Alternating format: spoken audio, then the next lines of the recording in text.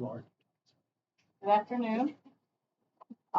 We're the city of Port Orange here with REPA to work on our contract together, starting in 2026. So this is our second session. Our first one, we did just a brief kickoff meeting and just kind of got some housekeeping stuff out of the way. For this agenda, I thought we could discuss what we want to discuss today and establish our agenda together after we do introductions, and then we'll get to work. So, I'm Michelle Oak. I'm the HR director for the city of Port Orange. Todd Conley, HR. Brian Schneeman, are you the treasurer? Bill Harrison, board member. Andy Malky, are you the president? Brian, return. Right. Glad everybody's here. Happy New Year. So we discussed last time just the fact that there's not too much stuff within the contract in terms of language and stuff like that. But we did identify some, and I'd like to have you kind of take a couple copies of sort of some things we identified, and to not, ruin trees. I thought perhaps we could share a couple of those. So that our agenda proposed would be to go through some of those minor things that we saw through the contract, in the course of this discussion. What kind of things would you guys like to discuss today? Well, last meeting you had requested a 3-year wage proposal, which we have prepared and ready to propose to the city today. Excellent. We had left off discussing any kind of studies that we want to go with jointly with the city. Any information we can discuss on that topic. Okay. Good. And any other topics for today? Brian's got some discussions he wants to bring up in regards to the 185 money. I'm not sure. Oh,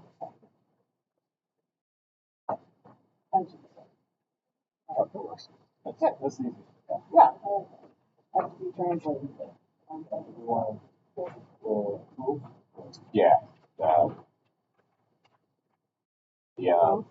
Yeah. The vacation rules. Are you guys proposing something today or just discussion? This discussion. Okay. All right. Sounds good. So maybe we start with the little dragons and then go to the big dragons. So maybe, so with respect to the study, maybe that's a little dragon. I have gotten authorization to do the cost share with you guys at PPA as we had discussed. So, whenever we're ready, I was talking to PPA in negotiations yesterday, and we were thinking maybe we sit down and do a joint meeting to discuss, what we're going to, what the study's going to be basically. And, Oh, me, yeah. Yeah, so when it was going to take whatever John had that he sent last time. If not, I'll reach out to the actuary. I know what he sent last time. So, because I was kind of saying, how do we go about making a request to the actuary, and that's when we started talking about the need for a template. So we're going to look at the old one, but we've got a new actuary, so she's also going to reach out to the actuary and say, hey, how do you want us to? I talk to them all the time on y'all's retirement stuff. Yeah. Going into drop. So she'll get, what it is we'll need to do to ask the questions we want to ask. So does that sound like a good plan? Okay. And then I would just ask you guys to get coordinated with PBA on a date that 3 of us can sit down. Yep. And we can just kind of figure out what is it we're going to ask the actuary. Okay? That one looks easy, huh? All right. Let's see here.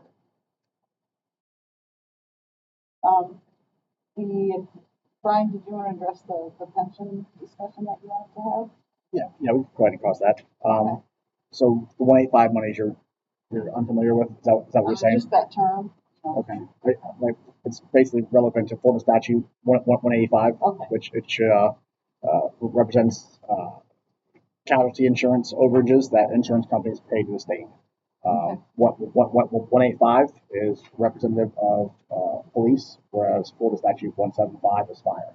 That's their fire and home insurance overages. They get a certain amount of money. It's paid to each jurisdiction or each agency.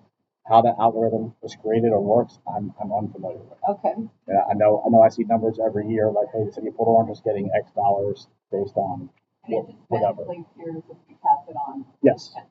Within Yes. 48 hours. Yes. They give us an advance, usually August, September. Right.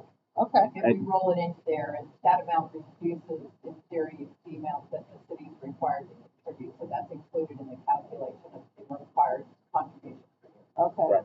Yeah. Yes. So it's our understanding that the city offsets their pension contributions with the 185. Okay, So we're actually not sure, quite frankly, when that was signed over to the city. It was at least 2016. As far as Sergeant Harrison knows, at least 2009. That has been Yeah, I've going been on. here since 9, and it's always gone direct to the pension. So we don't know how that started. At some point, whichever union was in place at that time signed it over to you guys. Continue. We do fire the same way. Yeah. Fire Yeah. just comes into us, and we roll it over to the pension within 48 hours of receiving the share. And the actuary uses that estimate every year in determining the percentage of total contribution. Yes. Yeah, Okay. I'm guessing there's probably an MOU somewhere down whatever line that was. That. Signed it over. Passed it over to the contract. Okay. And it's Article 29.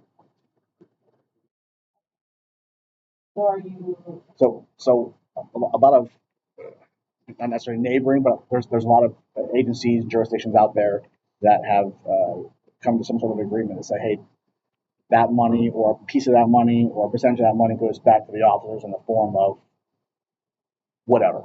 The idea that we kind of like for the time being is some sort of a share plan to be created. We can kind of create something and present that to you, and I think we can kind of work something along those lines. But I know it's a pretty significant amount of money that the city of Port Orange receives every year. $5 plus or minus a little bit. Yeah. A little bit more than that, but I will say, if we were increasing the city's contribution by doing something with that number, we've been putting in excess contribution every year. We would just have to cut out the excess contribution we've been putting in every year to offset that, so you end up in the same. Okay. I don't. Well, we would end up in the same place, but then the officers would have Some fund, some sort of a fund. is it for a fund or is it like a stipend or a cashback or what is that? I think we can kind of create. I think we can be creative and kind of create however we want. Like in my head, I envision some sort of a share plan where officers aren't eligible until they've hit 5 years of service, Like a longevity? like a longevity thing, and then once they separate service, whatever they have in their specific account is just more like a thank you, appreciate your service, a parting gift, as you will. almost like a 457, that type of thing. Right. You know, anybody that has a model. I very much like how Edgewater has theirs set up. Very much so. I've spoken to Chaz about that. Would it be possible for you to you know, get us like a copy of it or something so we can kind of get our heads around what we're talking about? We could. I think that we should. Not necessarily saying we're going to mimic Edgewater, but I think if we agree on something along those lines, then it's something like that. But if we try to move towards something different, then theirs wouldn't be applicable. Did you guys want to like simply propose something, or did you want us to work together to? I think that we would probably end up proposing something. Okay. I think it's something that should probably be agreed upon. Okay. Obviously, but yeah, what that looks like, we're not quite sure yet. But just something to kind of keep in the back of your mind. It's been a long time since it's ever been a topic of discussion. Oh yeah. Right. So. And Make sure it's being used beneficially for everybody. so my business head wants to ask, what is the benefit to the city and or to the members? There's no benefit to this. That is it. Okay. So, what would the you know, benefit to the membership fee financially. And then, you know, I see, you know, if that's something that, helps officers, you know, feel grounded here, a sense of retention, I mean, that for me is a benefit to the city. Sure. And to the residents. Yeah, let me see, there's no financial benefit. Yeah, it's no financial, Right. you know, nor is there a financial cost. There is. There is, okay. So, you know, if I ever present things that have a cost, I want to be able to show that there's a value for the city and the residents in that. So, you know, the challenge there would be, you know, what is that tangible or intangible benefit that would help us, you know, make others understand the purpose of the proposal. Okay. So, you know, so you would want to do that for your membership because, uh-huh,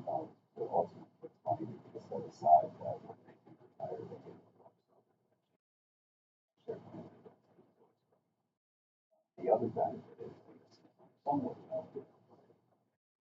can be is that share plan is a lump sum held with the pension.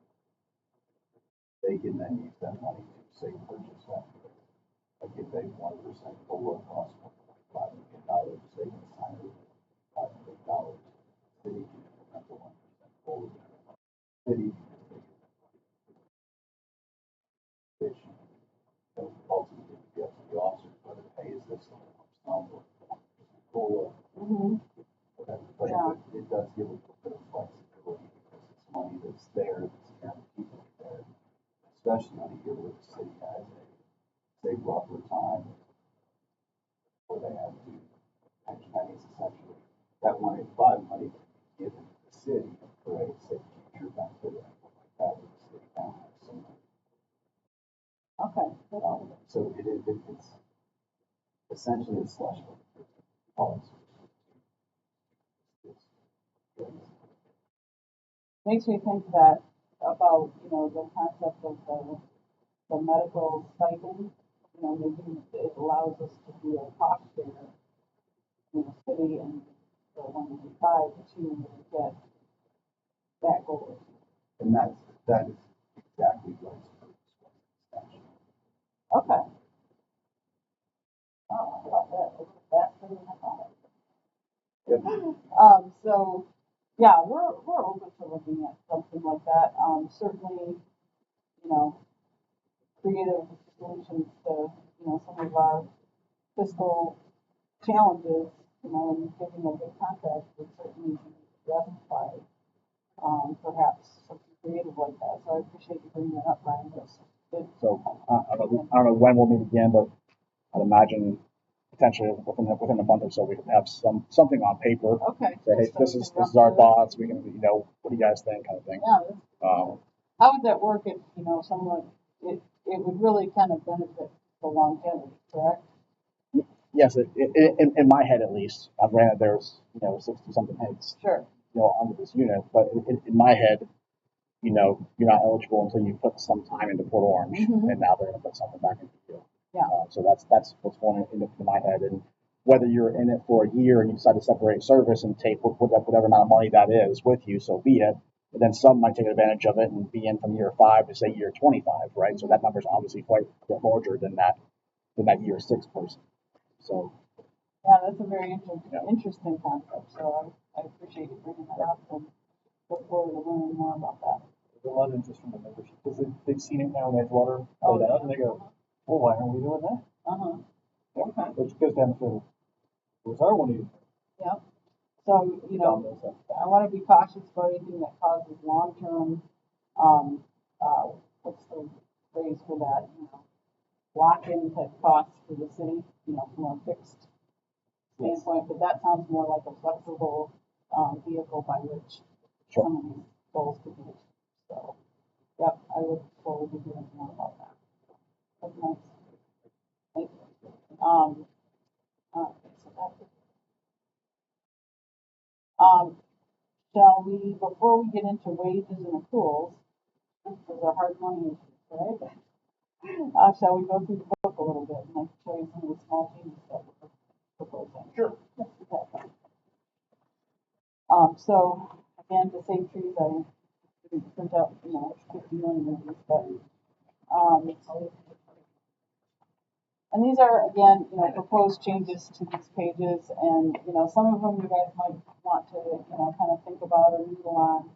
So certainly none of these need to be responded to per se today, but just, we're trying to spark some discussion about some of the things, and, some of them are reasons that we need changes on it because of the different ERP, Tyler.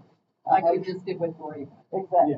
Yeah, stuff like that. So that's a large part of it. But there is one issue that I want to put a stake in the ground about, and then another that, and we can just discuss. So we'll just get through. So we kind of made no changes at all. If you go to page 6, I had highlighted 3.7. Okay, just as review, is that, still what you guys understand in terms of our hurricane, and other stuff. I don't think there's any changes to be proposed there, but just want to kind of review it together.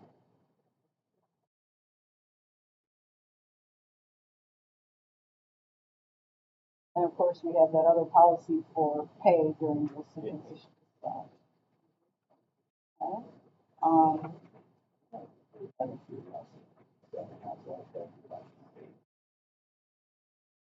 Well, usually when the state declares, the county will get together and then they officially declare, and then the city council gets together and they officially declare. So it's kind of a yeah, definitely.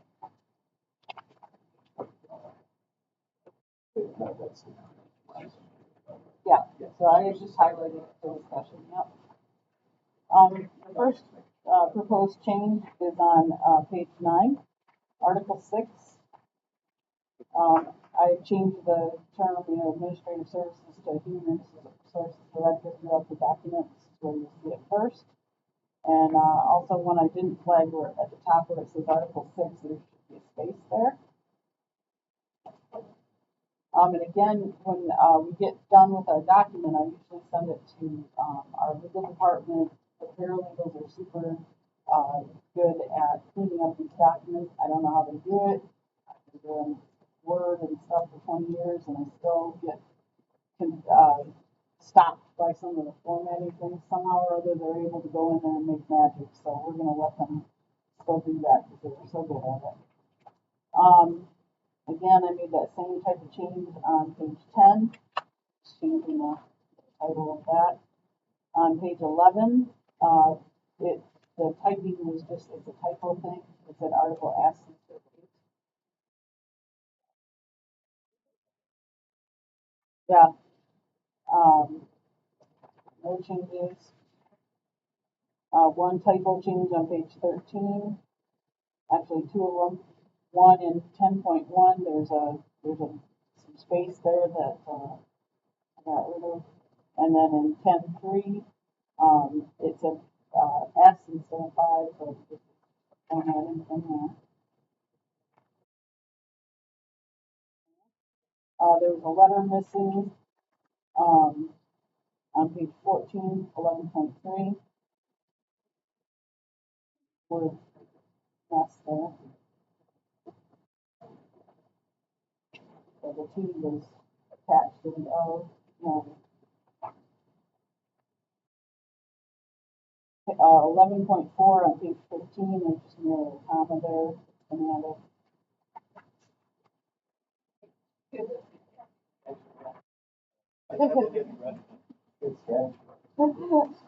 yes, sir. Article 13, when I read it, and keep in mind, I'm, newer to the city, and so this is kind of my first deep reading of the contract. So I'll see things that perhaps everybody assumes one way for a lot of years, but for the new readers, like, well, this isn't, So Article 13 title is that exact situation. The article is not talking about discipline or the process of discipline. It's talking about the case of disciplinary grievance specifically. So that was just a word change that I proposed.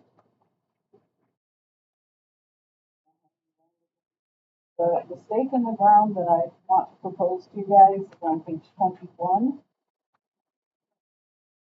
Okay, I'd like to strike the language, and let me tell you why. When we have a contract, you guys are the exclusive bargaining unit for the employees, yes?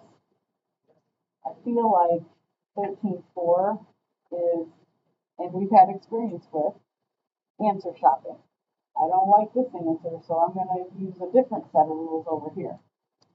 And I feel that's not, I don't wanna say not fair to the city, but I think it's ridiculous.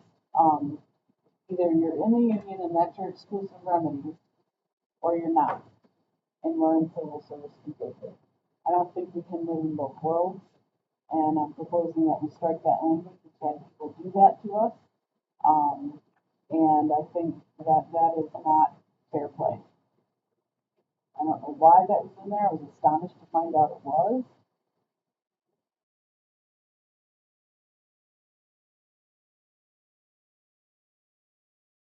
I said I want to move. The processes are almost the same. Oh, no, they're a little different because one is a little more,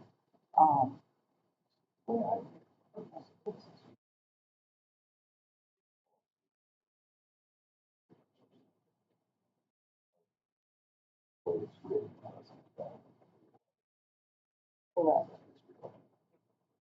Nor does it prevent you from, after you exhaust those things, taking civil action, correct? Based on reading of this, it's highly, so,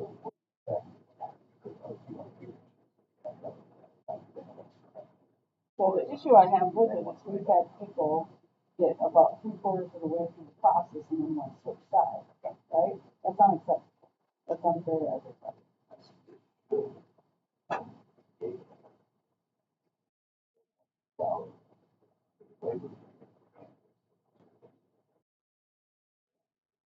but also I agree with what you're saying.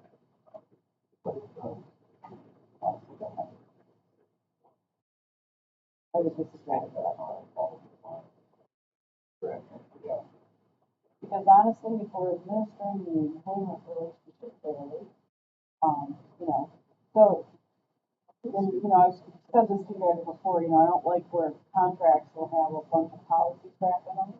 Either we have a policy that everybody's stuff from or we don't. And this, I feel, is the same situation. We have a very nice disciplinary grievance process here. I feel it's very tight, extremely fair, and it gets us to resolution. When we have people sort of want to answer shop because they think they'll get a different answer, I have problems with that. And I'll tell you, I actually agree on reading the article. Well, we weren't always that smart. No, I'm just saying, so yes, I would absolutely. One, it doesn't. I think, you know, Right. Right, it is stupid because why have a grievance process? I agree, it's process, that's one. Right, and therefore, why would you be union if you're going to sit there and use the civil process, right? So for me, if you're in the union and you have the protection of the union stuff like that, the city is going to work together with the union on that process that we not, you know, well, I'm going to get halfway through it and decide I'm going to go off this way. That's a totally different process for us. And so I would ask you to consider striking this language. So, all right, very good. So I'll ask us to do that perhaps next time we do that.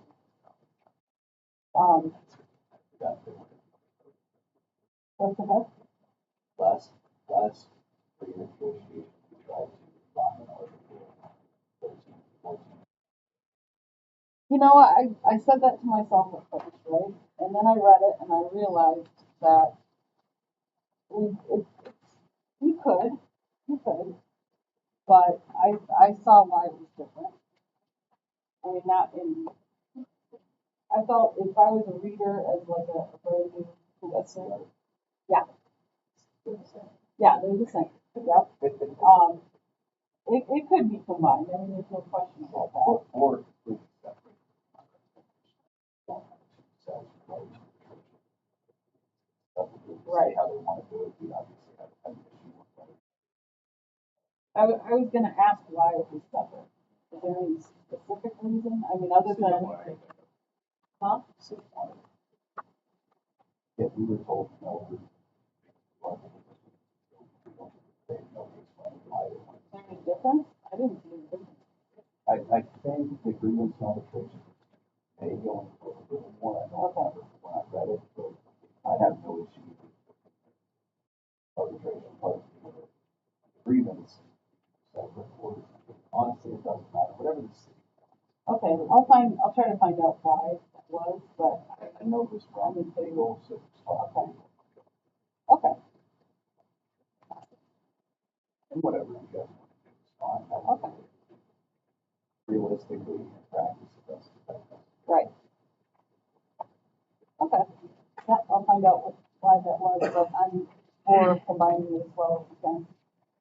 So, but the language is pretty tight. I felt there was nothing I didn't understand, you know? So I try to read these things like I'm a brand new union member and I'm reading it for the first time. Is it readable? Is it understandable? Is it clear? And I felt those were clear for what we have to do. Article 15, so at the top, that was just a kind of breaking up the sentence, making it a little more clear. But if you look at 15.2e, you'll see that there was some inconsistent language all the way through the contract about overtime. We're saying things like, what was it saying with it? It was saying straight time, and then it was saying regular, and what else was it? What was the other term? A bunch of different terms to refer to it. So we changed all those terms throughout to say at 1 1/2 of the employee's regular rate of pay, right? Because it was very, very inconsistent.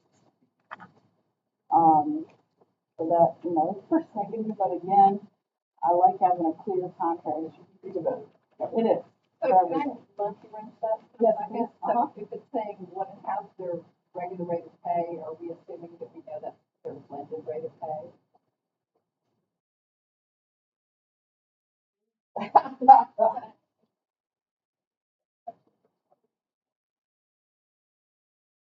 So the question is, should we define what regular?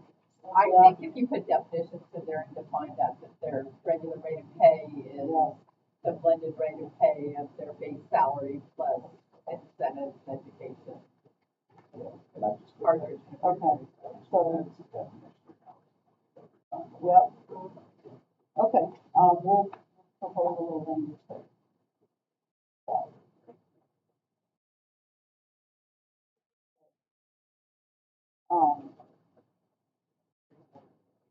We're gonna make it clearer. Yeah, we're gonna get clear, let's So go that all the somebody way. else didn't come back.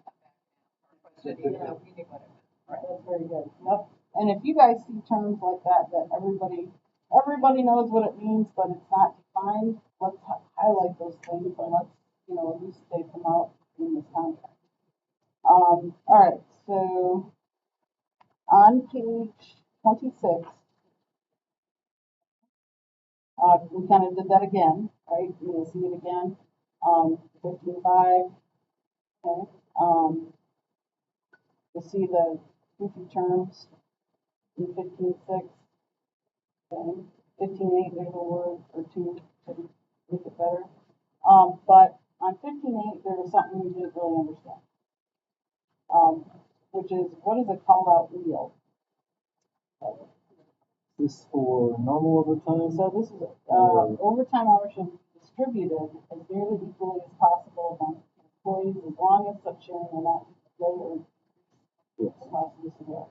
To ensure fairness, The mandated overtime wheel is actually a spreadsheet where we list the names of the people on the shift. You're available to do it. You get ordered in for a shift, go to the bottom of the list. I'm like picturing Wheel of Fortune, you know. Yeah, it's an Excel step. spreadsheet. Yeah, password protected. Yeah, I'm like, like the price is right or what's happening? Yeah, so it's, The I think it's I get the zero or something. it's the stack of names basically. Okay, So we have whatever we need people right now. okay, You start at the top of the list. You start making phone calls. All right. Guess what? You're working. Once you've been ordered in, or you cover some sort of mandatory overtime that you didn't want to, go back to the bottom. The next. So that so it's freed up the people of just because you're the one who answers your phone or have daycare, you're not getting called in all the time when he just dodges the phone call. Call him first because it's his turn. That's the week. So so how would you define that, like, for the ordinary person? Mandatory overtime list. It seems kind of in there when you say it's going to be divided equally, that just kind of say it all by itself without. Yeah, I mean, yeah, does that second sentence? You're gonna do the best you can to divide it up fairly or equally call or out legal is whatever. a very old term. So I was thinking it was, because like I said, I was at I Wheel think of the real Fortune. concept of visual. I think that was a I call their names on wheel right now in my head. Oh, is that? So, would it make sense to strike that second sentence altogether? But what you're saying is we're going to distribute it equally. How we do that doesn't necessarily have to be this contract, Yeah, that, right? It's on you guys. and then that gives it's on us management to prove they have management done the ability to it equally. update the system as Yeah, because it's not That was first time. yeah.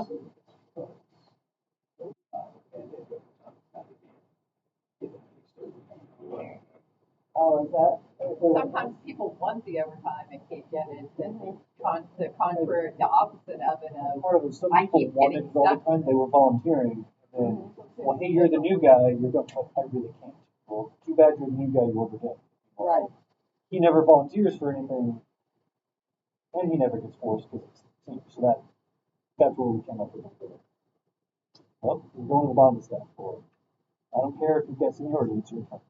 Mm-hmm. That, So in industries I've been, exactly those situations were the case where, if you avoided the call adroitly enough, then you guys would eventually. So do they do a voluntary overtime list, or is it simply this list?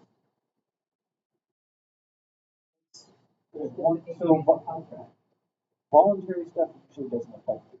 Some mandatory things where it's like, you can volunteer or I'm going to work. That, when you hit that one, go, okay, so order me until I get the phone. That's, So would it make That more would be sense good. to say something like, the department will make every effort to take volunteers when possible, and otherwise individuals may be mandated? I think it's said here because it's not Okay. mandatory if we don't have volunteers. Or once, because we always put out everything, but once it's, hey, this is empty, well, now it's a mandate. So Okay. like, family days is volunteer, Until so it's not. Yeah, That's that's, parade, Yeah. 4th of July, fireworks, anything. It's like Okay. those spots have to be filled, Yeah. and people want to go to fireworks with their own kids, they don't want to work it, well, then they have to go to the mandatory duty list Gotcha. and see which shift is off, and take a look and see, hey, we got 4 spots to be filled, top 4 people on here get mandated. Okay. Then they go to the bottom of the list. Okay. It's mostly used for special events over shift coverage. Okay. So do we need that second sentence at all? To ensure fairness in the distribution of mandated overtime and call-out wheel, or, in other words, a mandatory overtime list is maintained by the shift lieutenant. Or to start. I would change it to, Or a new guy, who's constantly getting paid, like, that's not.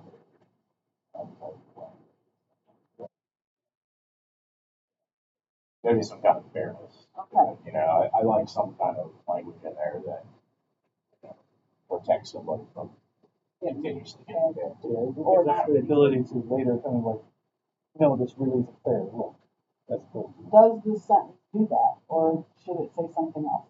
that does do that. I think the sentence does it, we don't have to say call out meal. If we were just. Mandatory overtime Yes, rotation. rotation. Get rid of the. Get rid of the borrowed language from the North and South. Right. At least they do it Sure. all. There's more to it. Yeah. Yep. Yeah, that's good, let's do it. The So how wheel about- was originally a Rolodex on Dave Francis' desk where he would move in into that. So Really? it was a call out. It was a, Yeah, for the old, old, I bet he had a track. I've been here.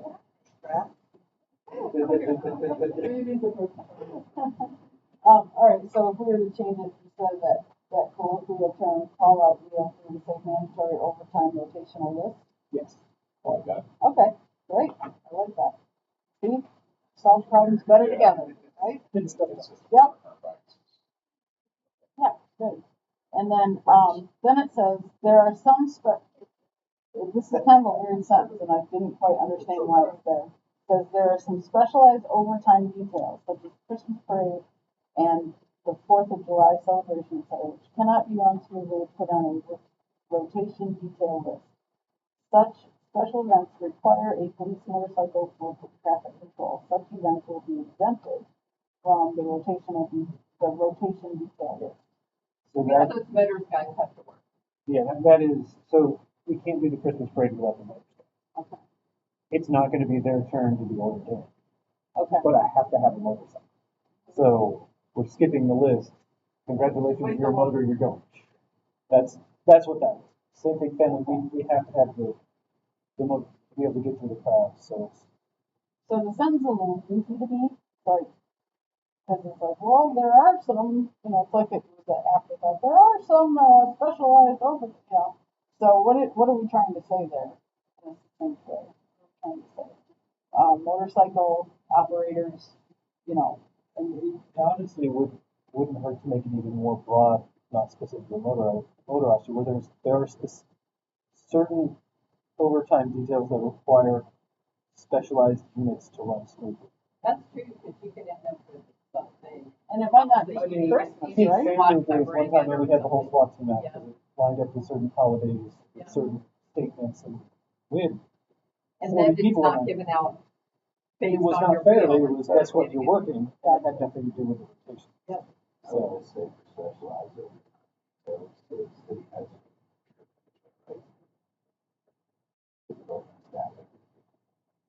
That way, So can you say that again? something along the lines of for specialized overtime, so the city has, your management for staff. It's usually good to put those couple of events they listed there, I think, as examples, because those are just such specific examples for this city.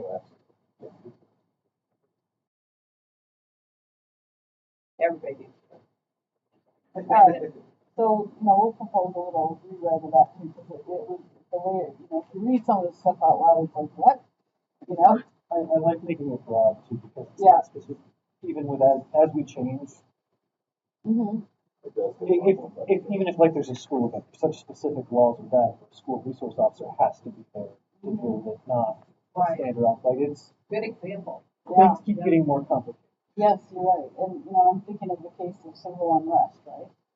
That situation might be an all hands on deck sort of situation in which, this list is out the window. And an SRO thing could be even bigger than what they're putting them in the high school stuff. Yeah. Yeah, so I'll propose some counter language there, and we might need to broaden it even more after we discuss it. Okay, good. Looking at page 27,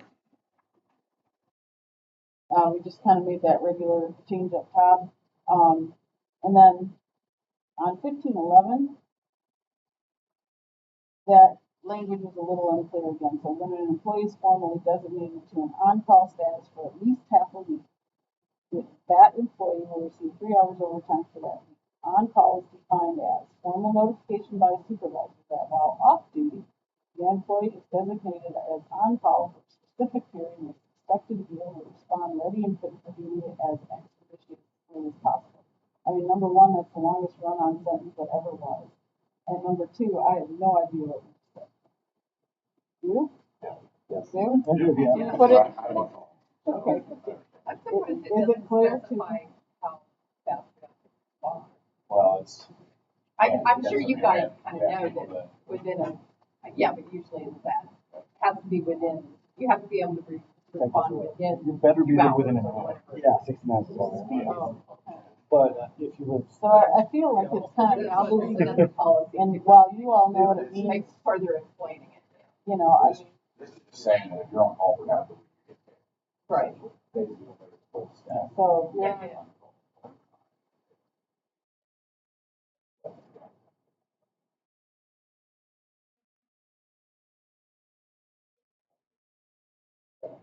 Is it 3 hours a week? Is that what you get? Yes.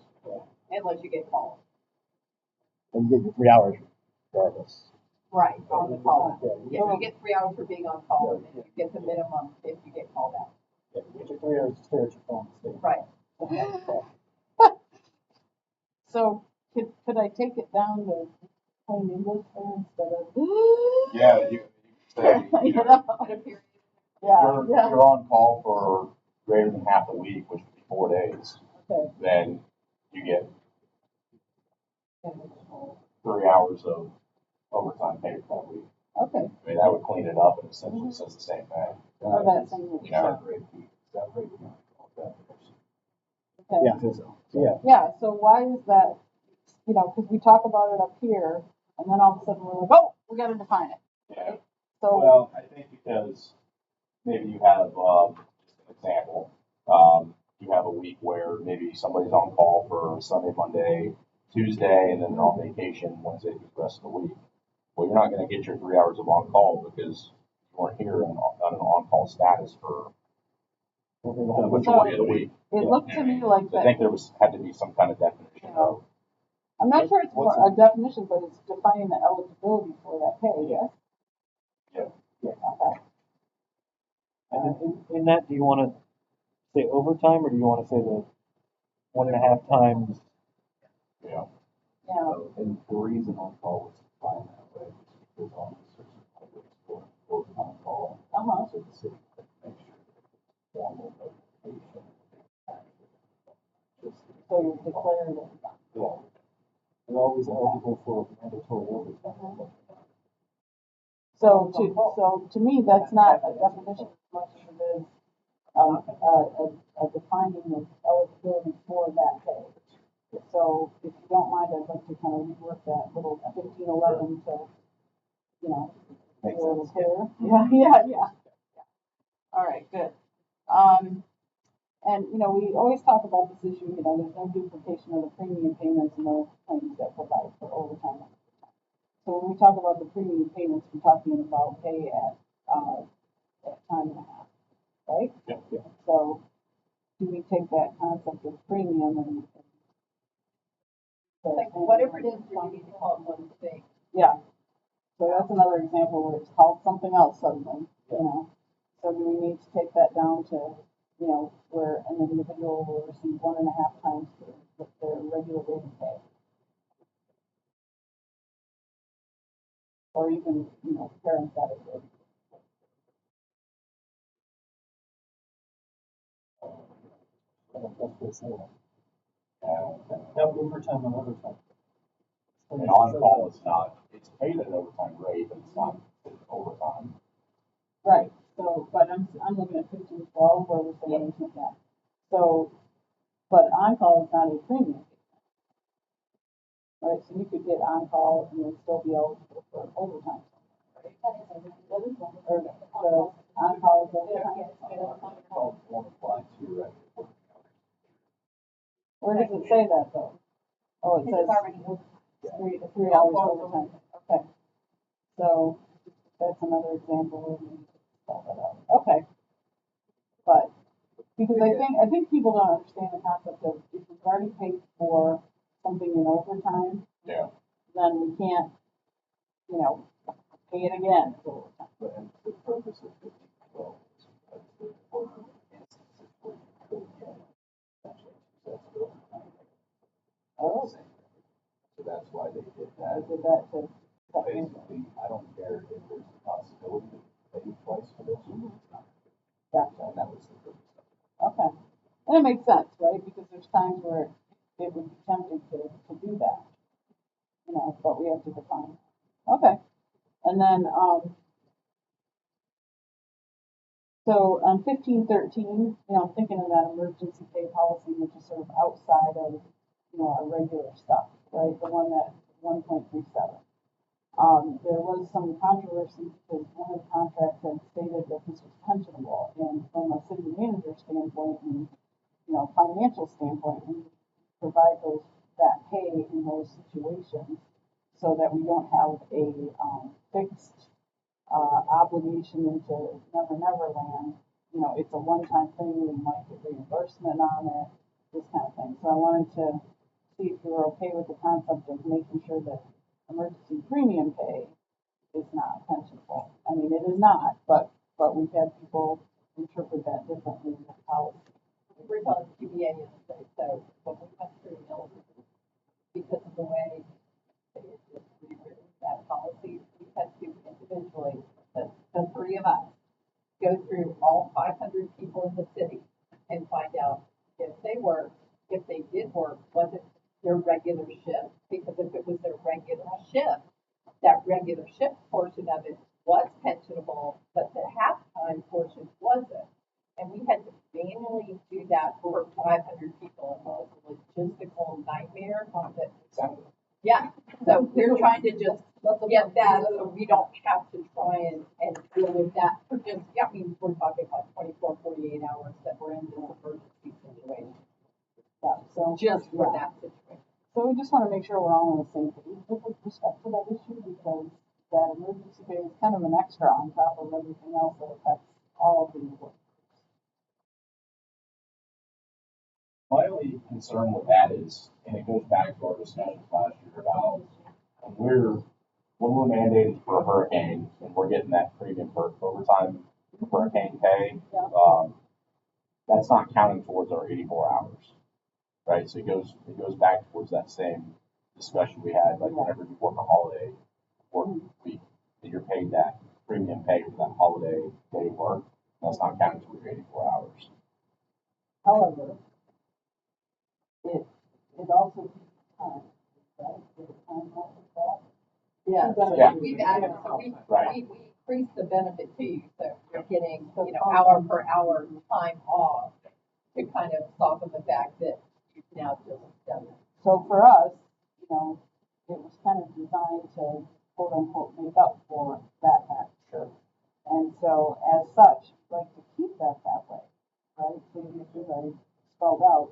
But I want us to be on the same page. And I'm not sure those are the right words to say that, right? But I think you see kind of what my concept is. Yeah.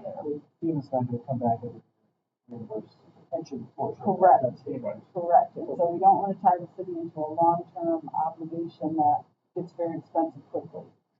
And then we have to go see what our contract is. Right, exactly right. Yep. So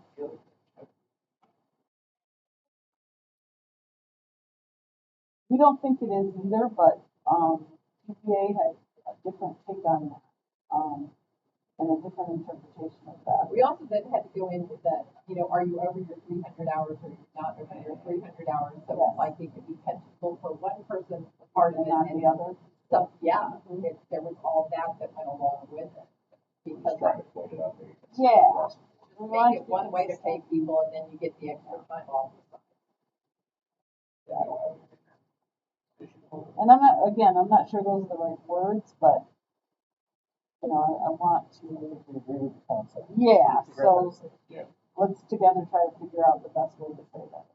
To table that for another discussion, but see where we're trying to go there. That's good. Let's see. And that's the 300 hours there that we changed last year's fiscal Yes. calendar. Yes. Okay.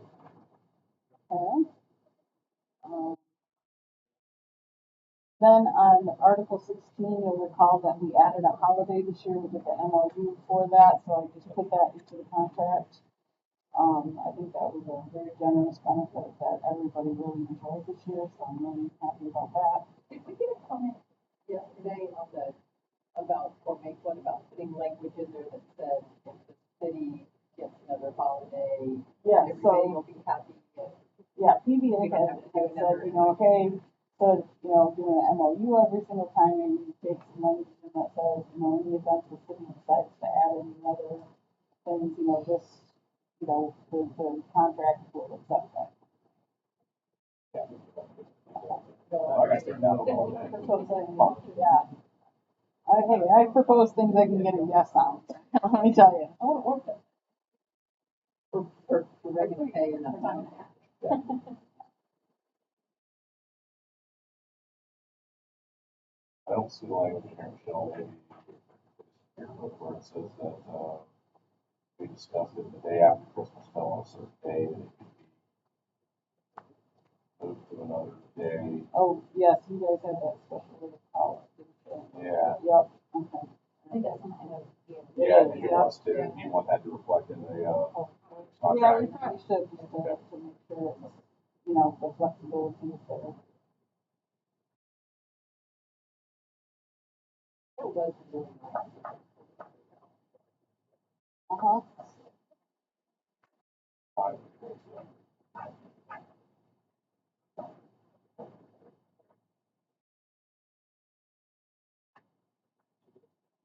Yeah, that's especially for those who are fathers. Good, good point. So I was looking at 16.3. This was another one, I read it out loud to myself and I wished it had been in French so I could understand it. It says, an employee who's eligible and not scheduled for work on one of the 8 official holidays listed under 16.1, so that's problem 1, it says 8, shall receive additional compensation paid at his or her regular rate of pay for the number of hours in his or her regular work shift. What does that mean? Anybody know? If your Monday's a holiday, if you don't work Monday, because you work Sunday, then Wednesday, you get your holiday and regular rate that day. Is there a way to say it in English? That is Swahili? Yeah, No? Is that clear with what it Employee says? I would take the scheduled word to work, yeah, on one of the holidays. Additional makes it similar. Yeah, You will receive the holiday pay on the day. right, Yeah. yeah, that's why I didn't understand it, I'm like, what additional comp? Yeah, They voted additional compensation.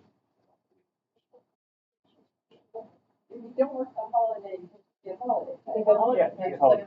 That's what it's supposed to say. Yeah. So it's not anything It additional. is, But I think the. But additional, they will. But it's not additional. It's only additional if you work it, then you get the holiday pay plus the holiday. it's just saying you're gonna have your 84 because the holidays are your normal day off. So the. Get 84 plus the holiday. Yeah, plus the holiday. You get 8.4 hours of holiday pay. That's regular rate. Your regularly scheduled Right. hours at holiday. Some people 12, some people. Half. Whatever those numbers all are. Yeah. One of those. So I may try to work that if you guys don't mind. If it is mentioned. Yeah, We've been treating it as yeah. Yeah. you don't work the holiday weekend. You can clean it up and nothing changes. But, yeah, Well, it is when if they're like bases of 84 week, if they don't do that, they're getting their 84 plus. yeah. 84 plus. Michelle, can we somehow in this article define, like a temporary reassignment? For example, if I have, I'm just gonna use an example that we had recently, so, motor officer's on a 10.5 hour shift, gets injured on duty, is, light, Over his foot accidentally. light duty assignment to the front desk where he's working 8.4s. Okay. Holiday rolls around that pay period. Is he getting compensated for his holiday hours as his assignment as a motor officer at 10.5, or is he going to be getting accruing holiday hours at the 8.4? So So- technically, But we don't change their rates or anything. What's his regular rate of pay, normal hours of his regular work shift? That's what I'm saying. Can we just get something in there that defines what your, What I'm saying is that. so is that a light duty? We don't treat them like fire, It's a temporary That's what the regular assignment, it's not rate a regular work shift. or do they just? So there's- receive- correct, but It's not defined. it's, We don't, It's a little bit. Are you still doing like do you just make them work 42 hours then? so, yeah, so they switch, so somebody goes on light duty, Mhm. they work in records from, they're working 42 a week, You just work They do 42 a week, the right? detective schedule. Yeah. We change it, that's a temporary assignment, yeah, because that's what So they're still, yeah, they're still, They're- if they got, if they they got end at 500 bucks 84. before, they're getting 500 bucks in their paycheck. well, gotcha, well, okay, light duty, Light duty is a different thing. light duty is different because they're not gonna work that holiday, it's not scheduled to work that holiday. all right, let's use another example of, CID rotation. There we go. CID rotation. So we got somebody from patrol that's used to working a 12-hour shift. They do a CID rotation where they're working 8.4, 8.4. This is their temporary assignment for, say, 4 weeks. How are they going to accrue their holiday? The holidays on a Saturday, do they get 8.4 or 12? Whatever goes. How's that done so far? Lately, we've been adjusting it to whatever their schedule was. I think, so if you're in CID at that time, Get your you're holiday. getting 8.4, because It feels like That's you're what there we're right now. if you're living there right now, then But we have, part of the contract someplace says temporary assignment. There's, I think we say Right, definition Yeah. for temporary assignment. is that a temporary assignment or are you permanently there right now? That's not explained, so it's, but then also you can be done with that and get home. It's- Well, they're allowed to. yeah. It's, Because we still keep them on there. I had somebody today who I kept them there when they were. Talking about like specialty pay. that's where it's gone both ways. It depends Yeah. who's in charge at the time and what we get told to do. Anything that they're getting. So it's- So it's been back. Yeah. So for it to be consistent and fair to the membership and the city, how do we, what should that look like? Not talking about the workers' comp or light duty situation. But for the case where you're, might you do, CID work twice a year, for example? When you're over here, are you in effect becoming that role? Or for Y'all time. kind of have to tell us how. So yeah, you maintain your specialties for the most part. The question would be FTO. Because That's you're, what you're not gonna have a trainee while you're learning about CID being a trainee. But every other specialty, you're still responsible for those people. You might be called the SWAT. But you may have other FTO responsibilities, such That's true. as in-house training, catching up on DORs, If someone's needing to be helped out reviewing the door, you're reports. gonna go to meetings about that. You know, That you- would be- You may not have that direct. Question of the couple is, what are you guys asking? Just some language in there that defines temporary work assignment. What I'm saying is, What what are do you you want it asking? defined? What do you want? Is this regard 16.3 or just temporary? Well, it impacts holidays. That's like- Yeah, It's already- That's what I'm asking. Oh, okay. Okay, so for 16.3, are you wanting this to transfer to the temporary assignment, or are you wanting it to stay as the regular assignment? Maybe I can. Well, that's what I'm saying. Oh. We have to figure out what we want before we fix that. So if it goes with the temporary, so if you move from a 12 to an 8.4 and everything is done at 8.4, then you don't get the time limit on it because you're just now working like this. Yeah, it's like a new semi-permanent thing. If you want to keep, I'm working 8.4s, but I want to keep my 12 holiday, that's where you get the time limit. So maybe we need to kind of parking lot that, let's kind of workshop it together next So week. rotation's not usually longer than a month. Okay, And the temporary assignment for supervisor pay will change is a month. Longer than. so that might be a framework. If you're there longer than a month, that's kind of your new job. Well, then that's, you can just define regular as or scheduled to be in a position for more than 1 month. This is your regular shift. If you're not, then And then regular shift. your CID rotation, you keep it, and then if you go to an SIU, Yeah. your CS, whatever those temp ones are. So you're, oh, you don't have one, but when you get temporary CST guys who work several months, that's now their schedule because Because that's what you're it's that, I think that works. Yeah. If everybody. Fair than a month.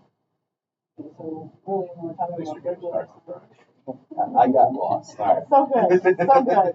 That's why I brought you.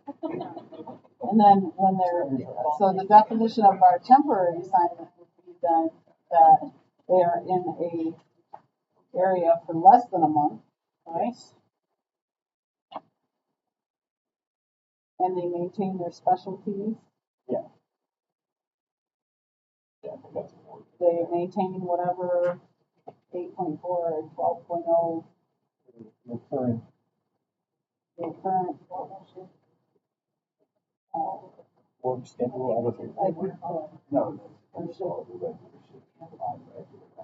yeah, and then regular, responsibility isn't then to decide that, oh, well, we thought this was only gonna be 3 weeks, and now we hit a month, and it's not ending. he's like, so would that trigger like a PAF to come through so we're aware if someone's I don't think changing? it would be a PF. Well, It might, it might need to for the Yeah, holiday out. yeah, Yeah, we want it. Yeah. Yeah. so in their regular assignment, Change it back to job, that. yeah. So if they're in something,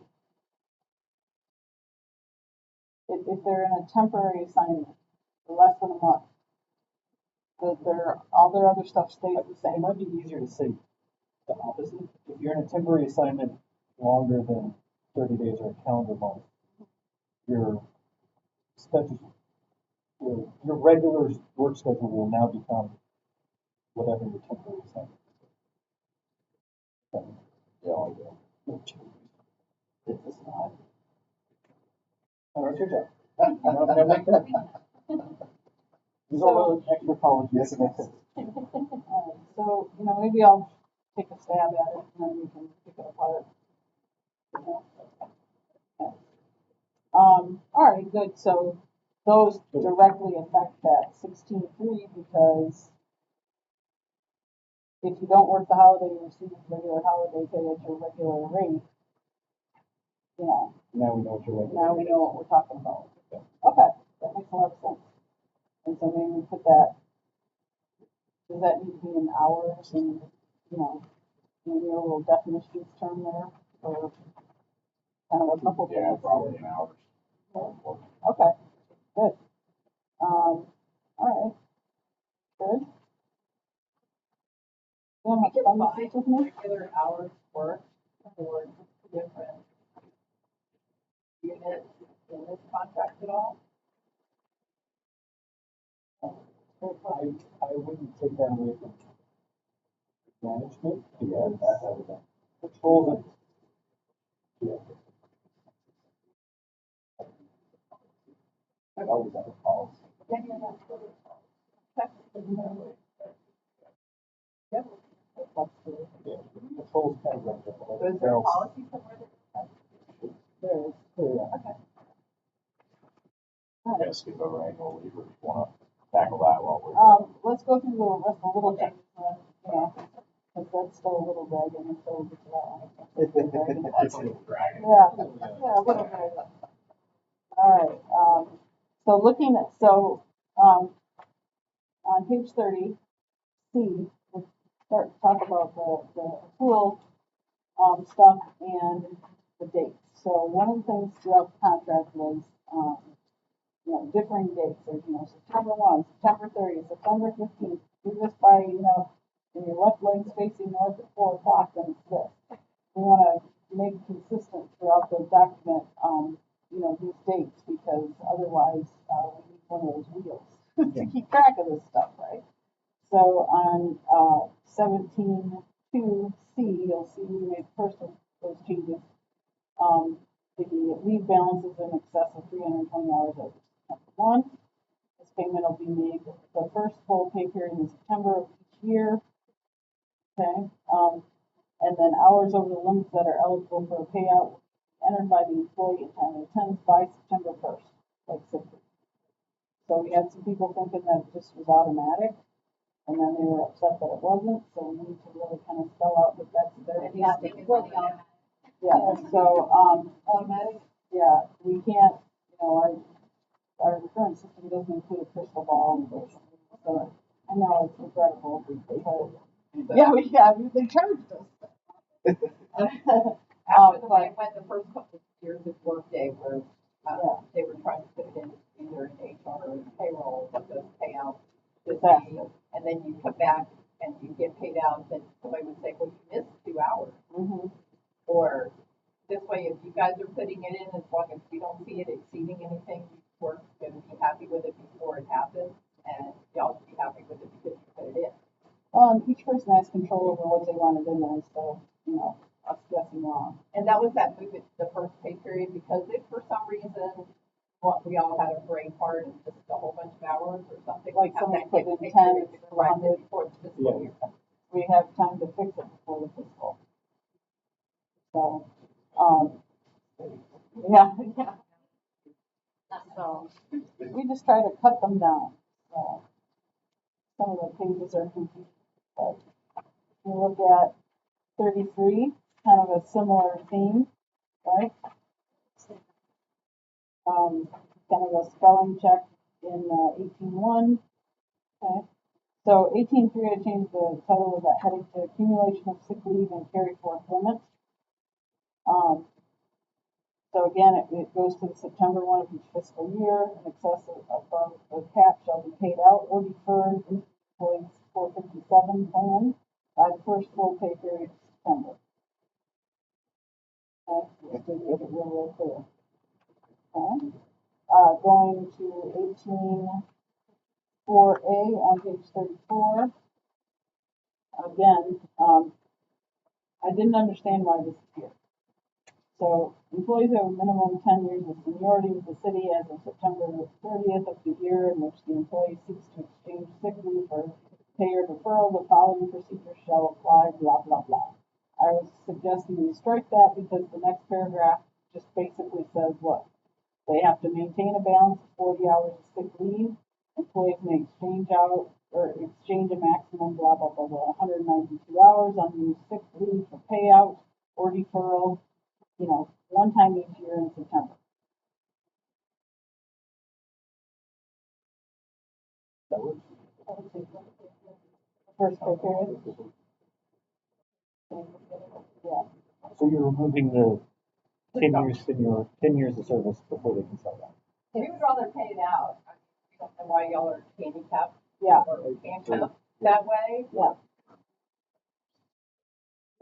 Tier 2 also.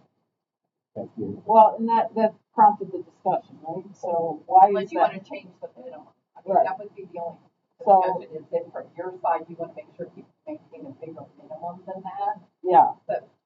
And that would be like with you guys, you're making, Defer. yeah, build it up higher. Is the revolution today? But otherwise, we don't know why they can't cut Actual people into when they sell it back. There's nobody else that has that limitation.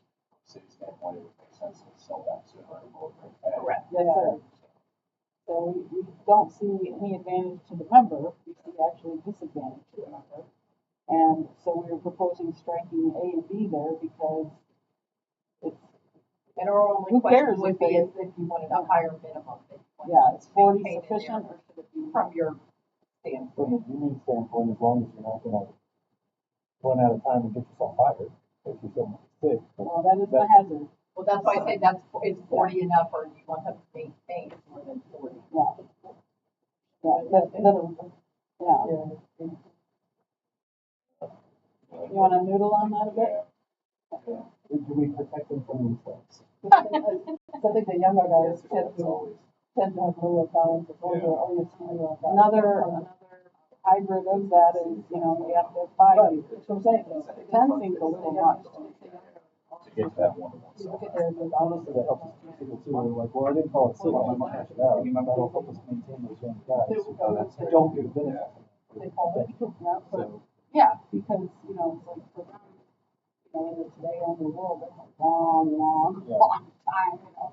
So consider that and see what that needs to look like. You know, some of our other agreements have less than 192 hours. That's another hybrid of it. So we propose getting rid of the salary. yeah, there's And too just much words say, there. you have to keep this much, and you can sell back this much, and in your case, it has to be incentive.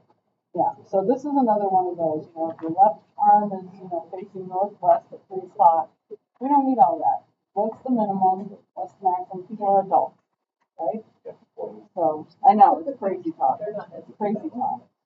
Yeah, but what are those parameters and what can the city and the agree upon as those parameters? We don't need all the fluff. Basically, the city. Correct. I agree, I think 10 years. How long you've been here, and you're still stuck with this stupid, unless you wanna go for one for free on a win. Oh, yeah, it's sort of, it's not smart. City's smart. There was 1 year in the middle of the year, yeah, it was like, 3 to 1 sell back, I thought- 2 to 1. So we just afford it. Right. around. Yeah, so, because then they can, like, happy with 192 hours per second of that. Yeah. So, yeah, so please kind of look at that. Let's figure out what makes sense both for the city and for the We don't membership. propose to know the best minimum or max. We don't, but, you know, I like to call it for just one day period. hmm, What do you guys say? you know, I like that, but I don't know. I would say, make sure you talk to.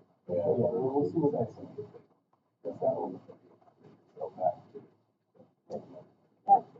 so just give it some thought. Let's discuss it again soon. But I feel like that's one where we can be a little more flexible and get the members a benefit. At the same time, we don't want these people to commit career suicide either from too much flexibility. Do a little bit of the math, you know what rate you're earning it at, so by setting that minimum, you're determining how many years you have to work before you're gonna be able to sell it back anyway, so if you do the math that way, that gives you a little bit of. It's converting it without saying.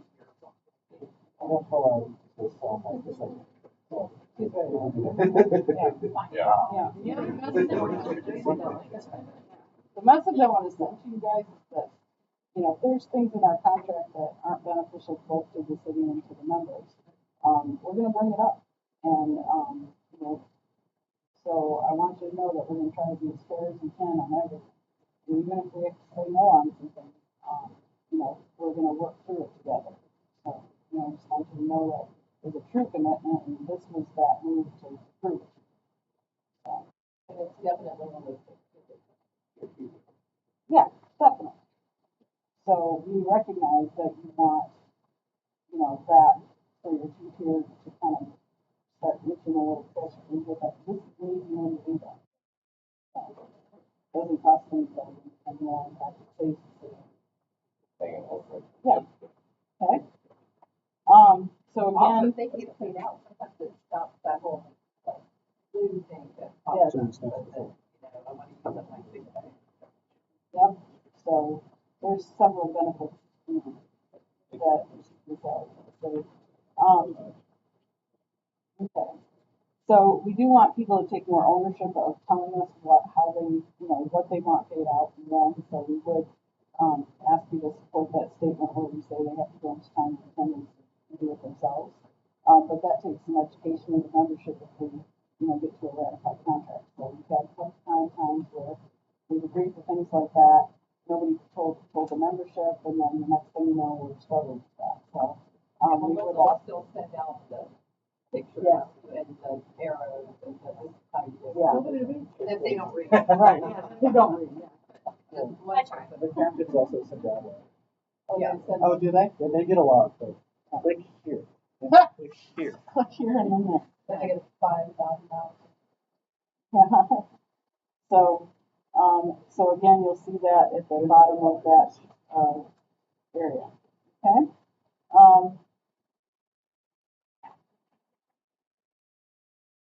On 18.8, I will say on 18.6, I have to give you 2 weeks notice before I die.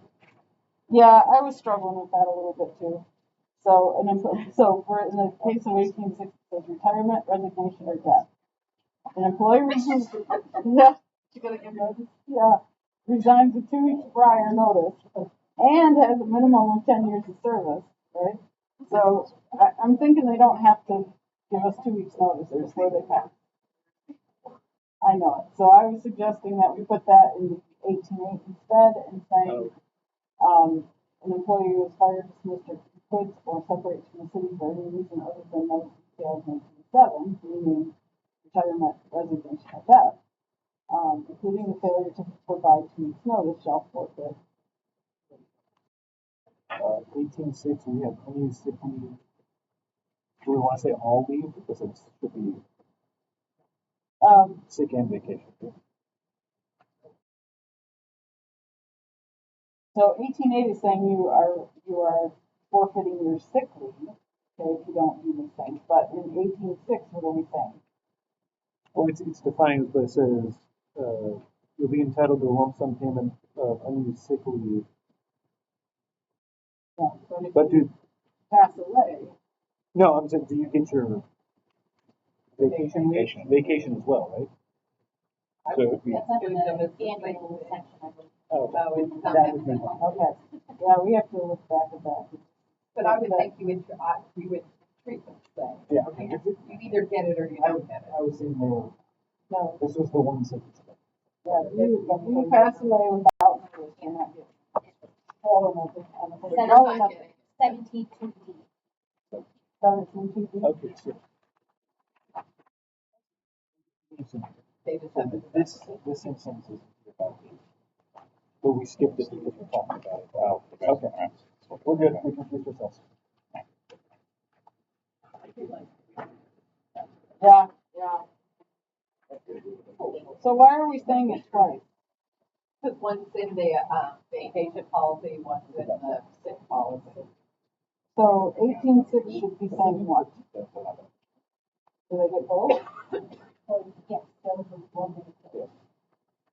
It's just in So it the should policy. say unused sick leave or vacation. Well, it says the other one in the vacation Yeah, the policy. annual has that same verbiage. That's what makes the two unless we're, Or you just say all of them. yeah. But speaking about that, is there anywhere stated that your beneficiary gets your approved leave time? There is some language about that. Where is that, about the beneficiary visit and things of your state? So I don't like 18.6 because it kind of half says it, you know?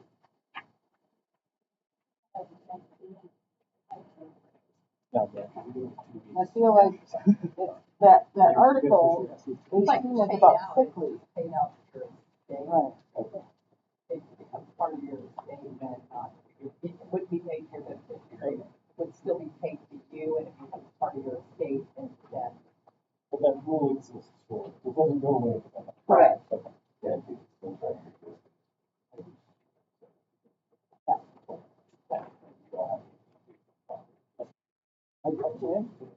I plan to.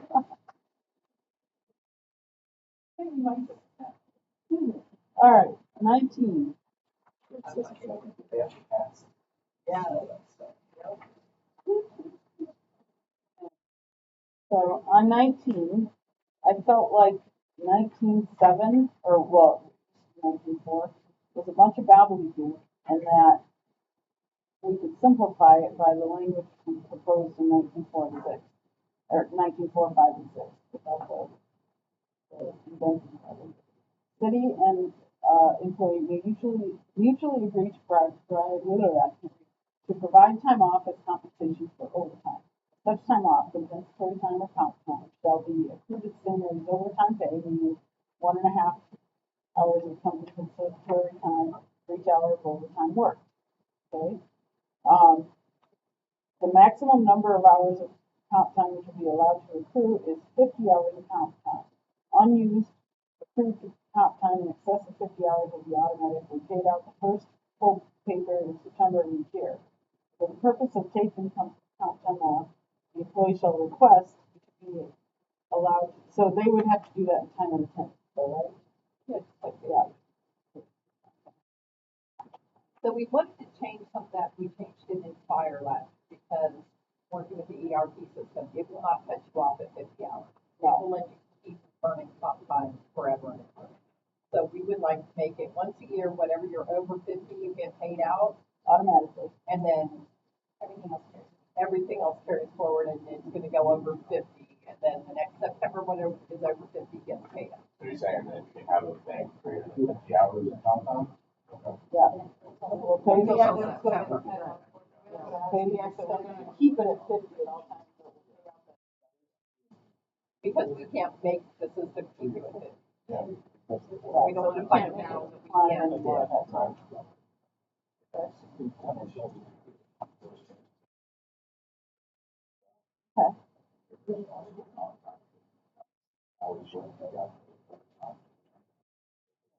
I think it does. Oh, it does fire. And you're, take 40 hours off, still have comp time, and get paid overtime. You know, I'll say that again. So let's say I have, what's the, I mean, 84, I'm paid for it, so let's say I have 40 hours comp time. Yeah. I can take 40 hours off. Take, Okay. work the rest. Start getting, take overtime shifts, get paid overtime, get comp time, time and a half. Spend 40 hours, getting more comp. That makes sense.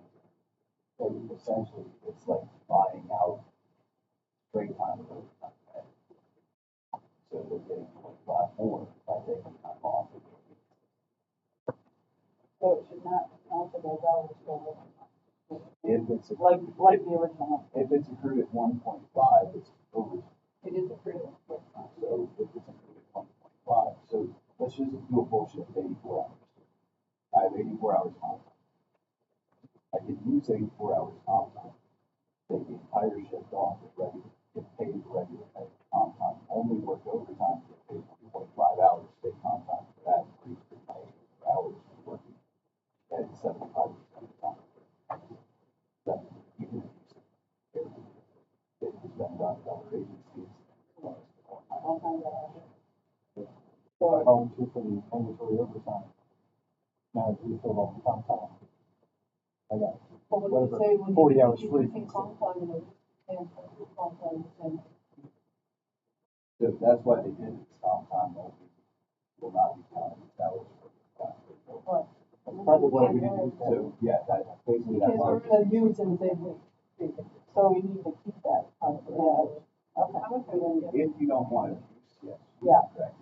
And Melissa said it's in there that way now, so the system's Yeah, it already doesn't doing count. it.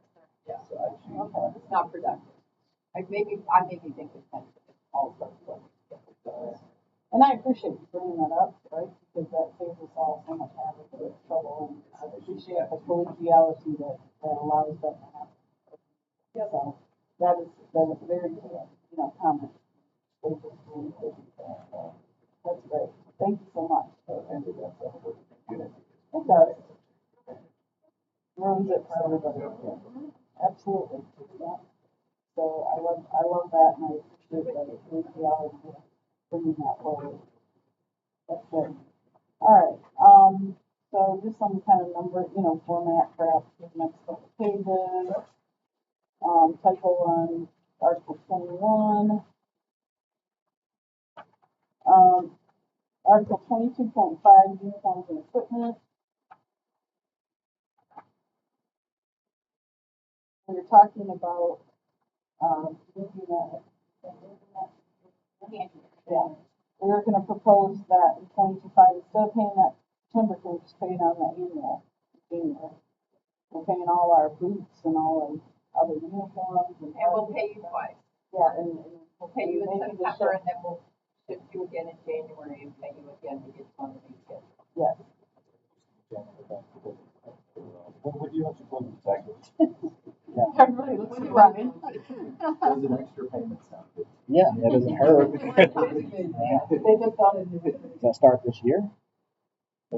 Because we pay in Like- September now. Yeah, Yeah, they just got that- paid in September. We just got it in You would September. get it in September, So yeah, you get well, in this September, contract goes. Yeah, this is September 26th, then But the existing January contract goes 27th. through September, Okay. so you get And on then- the and existing then- contract. and then every January 28th, 29th. Yes. Okay. Did you grab that? Yes. I did. Because of the current contract, it's pay So September. for this year, then Uh-huh. January of, yeah, 3 months What is later, that? and then every month. Yeah, I don't think you're having a heartache against that. The contract goes in January. Yeah. As long I as feel like that's And a again, it's minimus probably cost. related to how it works in whichever ERP system, so maybe in Workday it works better that way for us. But, you know, for the city, us making sure that we make less error, is the more we can put these things in the same finite period instead of here, there, it helps us not forget to do manual transactions. So, and avoid errors for numbers. If you guys are kind of okay with that, I feel like that.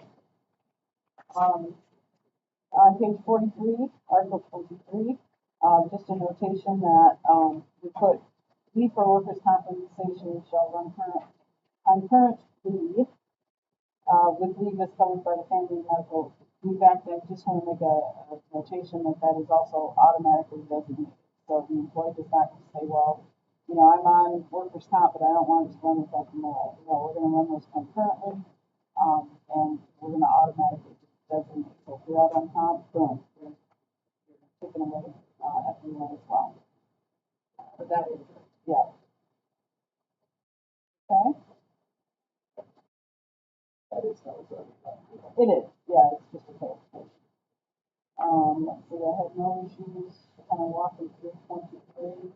Until it's 22.8, I just need a couple changes to the administrative services title thing. Same deal on page 47, Yeah. 48. One change I was gonna discuss with you guys is on 25, forgot to highlight it, 25.1. It says, the city will enable employees to insure themselves on their life insurance. The truth is, the city provides 1.0 of their, insurance at no cost to the employees. I'd like to reflect that accurately there. So they're aware of that. This year, just so you're aware, Brian, we added, the ability for people to, buy up on their insurance, not only for themselves, but for spouse and for child. Yeah, pretty competitive. So, but I wanna make sure that people are aware that we are providing already one-time, you know, eligible earnings for their life insurance. And part of the reason we're making new beneficiaries is to have them go through and, update beneficiaries. Yeah, so I can't tell you how many times in my career I've seen people, all of a sudden forget to update beneficiaries and when it's going to the ex-wife and, you know, like, the Tai Chi, instructor, But that's you know, kind of thing. So I feel like that's really the important thing for people to be aware of and respond to at the time. So.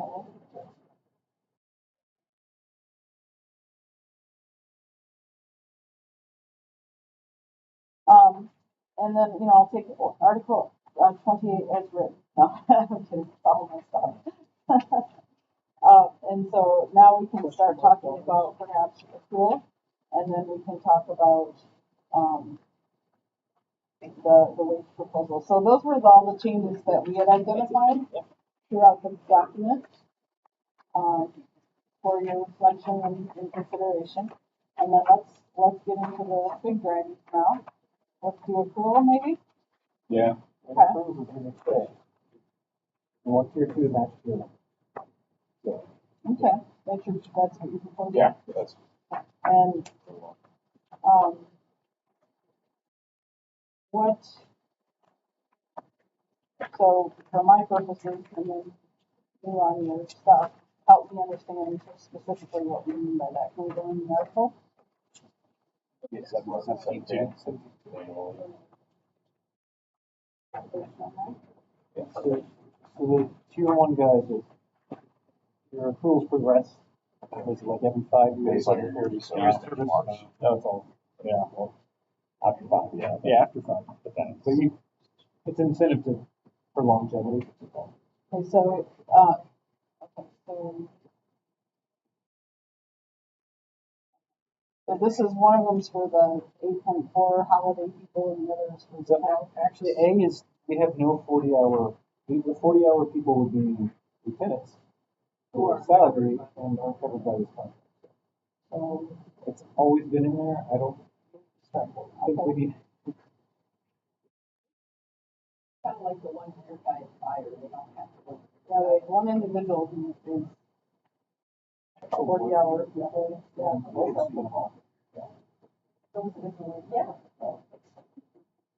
Okay, so we're proposing to strike 17.2A. All right, so we're looking at the 17.2B, yes. all right? And those individuals were hired before 2011, yes? Correct. Okay, and I'm sorry to be so painstaking, but I just stepped on this. Yeah. So these guys, these are the tier one folks, yes? Okay, and they get 100 to 185, Yes. all right? And they can carry over, And same rules, they can, it looks like 320 hours, 320 and then okay? it overage gets sold back. All right, Um, then the tier two guys, which we can get rid of A on that one as well, okay, because there's no 40-hour people. Full time. what page are they? Page 30. Page what? 30. Oh, 17, 3 and B It's not a list, is what I'm looking Oh. at, page 29. oh, okay, 17.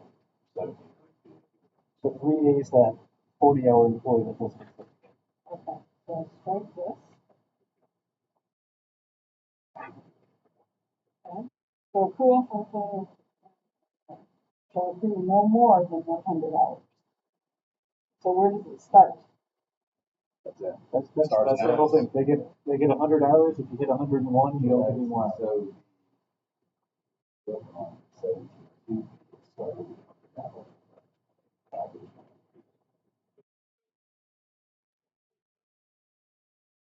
That's more or less saying our probationary guys right now accrue the same vacation as Lieutenant Clark accrues. That's right. He's lieutenant. He's our lieutenant now, Last week. but he's also our first employee on tier 2. Yes. He's the first guy in, On tier 2, he's the last guy He's on our tier oldest tier 2 guy. okay, We have so, more, but they. so I could see where that's a I very used to big know where that was. turn off. Yeah, You have 2 people working on the same shift too. Somebody's accruing hours at a much greater rate, Yeah, I'm getting. doing the same duty day to day. It's a big pop. We're both sergeants. I get 168. per year? I am. Excuse me? She knows about your employee numbers. I I know what it's. My idea is. So- Another one. How many are in the tier two bucket there? Sorry? How many are in the tier two versus one?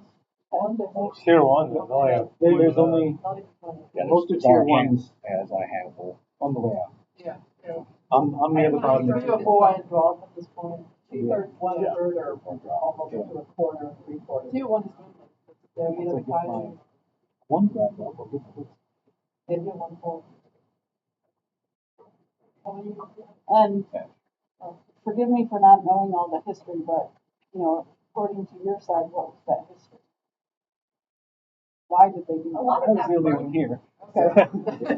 That broke at that 2011. That was all that, stuff. the pension crash, it was, we're gonna fire people or we can drop all the benefits. Starting pay went down like $2, they killed the benefits, we went from paying 0.5% to 8%. So it was save the people who still work here and screw everybody who's not. But I think it now we're started 15 because years of the down. pension changes with the state, right? Not exactly. It started because, for example, the 185 money that was to go to the pension built Veterans Park. And that came out the news the same day the economy went down and went, hey, our pension's not funded very well because the economy kind of crashed. Well, where's all this money we were supposed to be putting in? And then it came out, oh, we built some parks. Okay. And then it was almost, hey, we're going bankrupt. Maybe we need to go with that. It was all that save where you can to maintain employment. So we were told, threatened with by the sheriff. So, You can keep your job and we can do this, or you can all work for the sheriff's office. That's the short version. I can see where that was, There's been a lot of turnover in the city for various reasons. I can see where there's been a little bit of that, would have hurt people's spirit a little bit. Yeah. Yeah. So on top of And that it persists today, I can see that. I'm gonna have to cost out what that would look like, obviously, right? You know, but how would that work? So like if we said today, boom, we're gonna do this. Okay, how would that, like in your case, you know, are we owing hours? Are we just saying, how does that work? I believe this is your new accrual rate. We're not gonna retro. No, we're not. You know, We're not going to retro annually. 15 years of. Right. That'd be, Yeah. well, that'd take a city, I I'd think. be like, oh, congratulations, that's a raise. Yeah. We're coming with reasonable offers here, Yes. you know. So you're proposing on a go-forward basis that, you know, is this the right chart? Does it need to be, you know, 185? Is that too high? Is that too low? Or are we somewhere, you know? It's way too low, but we can settle. Yeah, but I gotta be able to sell this thing. Don't be crazy. And they'll have to show up for work sometimes. I'm Sure. sorry. Yeah, yeah. And you guys get sick. All right, so, How does it compare with the other, units in the city? Fire, civil service, you know? I believe a similar thing happened with they. fire did department at happen the in same there, time, but I don't know. I think And then everybody else they have switched to one set PF. of rates. Yeah, they do. Okay. Yeah, we'll take a look at that. You know, we'll account for it, but, Wayne G is you know, I think that it's probably a good time to make that request. So, we'll see what we can get from that. And the business reasons that you guys feel that's important for the members that would be, Morale. yeah, Yeah, that's a It's a big, big, you okay, know, you have two people working on the same shift, same unit, and they're accruing at different rates. Not only are they making more money, but they're taking more time off. You know, it's important to have that work-life balance for our younger guys, where they take time off with their families so they can decompress and get back to work and be completely recharged and ready to go. So, limited to 100 hours, you know, when we're on an 84-hour work week, that's 2 weeks. You know. I mean, we get the other, you know, the free floating and the birthday holiday, but everybody gets that as well. Speaking of that, just so you know, if you can pass it on, so we don't, that's all. Yep. Pay stubs just went in there, so it's not going to show on your pay stub right now. Yeah. But as soon as Melissa's not sitting in here, it will be in your bank. So we'll let you guys know when she's updated it. I tried to teach them to call me. Right. But, because Myra's already called you. So it will be in your bank like by the end of the week, but because of this roll forward, the accruals on your pay stubs, your accruals go kind of funky. And that's not in there yet, but it will be showing your bank. So if you log in and look in your bank, you'll see it after, tell you later. Thank you. so, I'll pass it on. an obvious, I was just gonna, I pulled up the list. We have, of the 101 spots we have, they're not all full, but 24 are tier 1, including the lieutenants, captains. So It's almost 1/4, 3/4. that's where, It was a 1/3, 2/3 kind of thing, and it just didn't originate. and tier 2 is approximately. tier 2 would be 76 if we were full staff. Okay. So a question that I might get asked would be something to the tune of, you know, how do we manage that additional time off? You know, what could the association help us manage that in the event that we're able to do that? So it's kind of, are you going to be able to fill all those shifts with regular, so it's not costing the city more if you are having them filled with people not working overtime. If you're having to fill all the additional shifts with overtime, then the cost of the city goes up. It's gonna help us be full staff. It's gonna help us If you're full staff, it's almost critical. keep people. Okay. There's- Our special units don't have a minimum staff. So we're only talking about, our more Mhm. that can have a minimum staffing. So we're not even talking that, what's the number you said, 70 something, 76 tier two? It's just the road. It's just the road guys. So that number is actually much smaller. Oh, So if a CID guy's off, he's just off. Yep. Motors, CST, same thing. Responsible for his own pile of work. Yeah, training. So it's just a matter of them rotating the people that are in the, through the portal It's easier to manage as vacation, especially because it's an. don't be whiny, but the newer generation coming up, mental health is much more important, as it should be, but apparently the 80s were rougher on us, and we're not as good at realizing we're screwed up.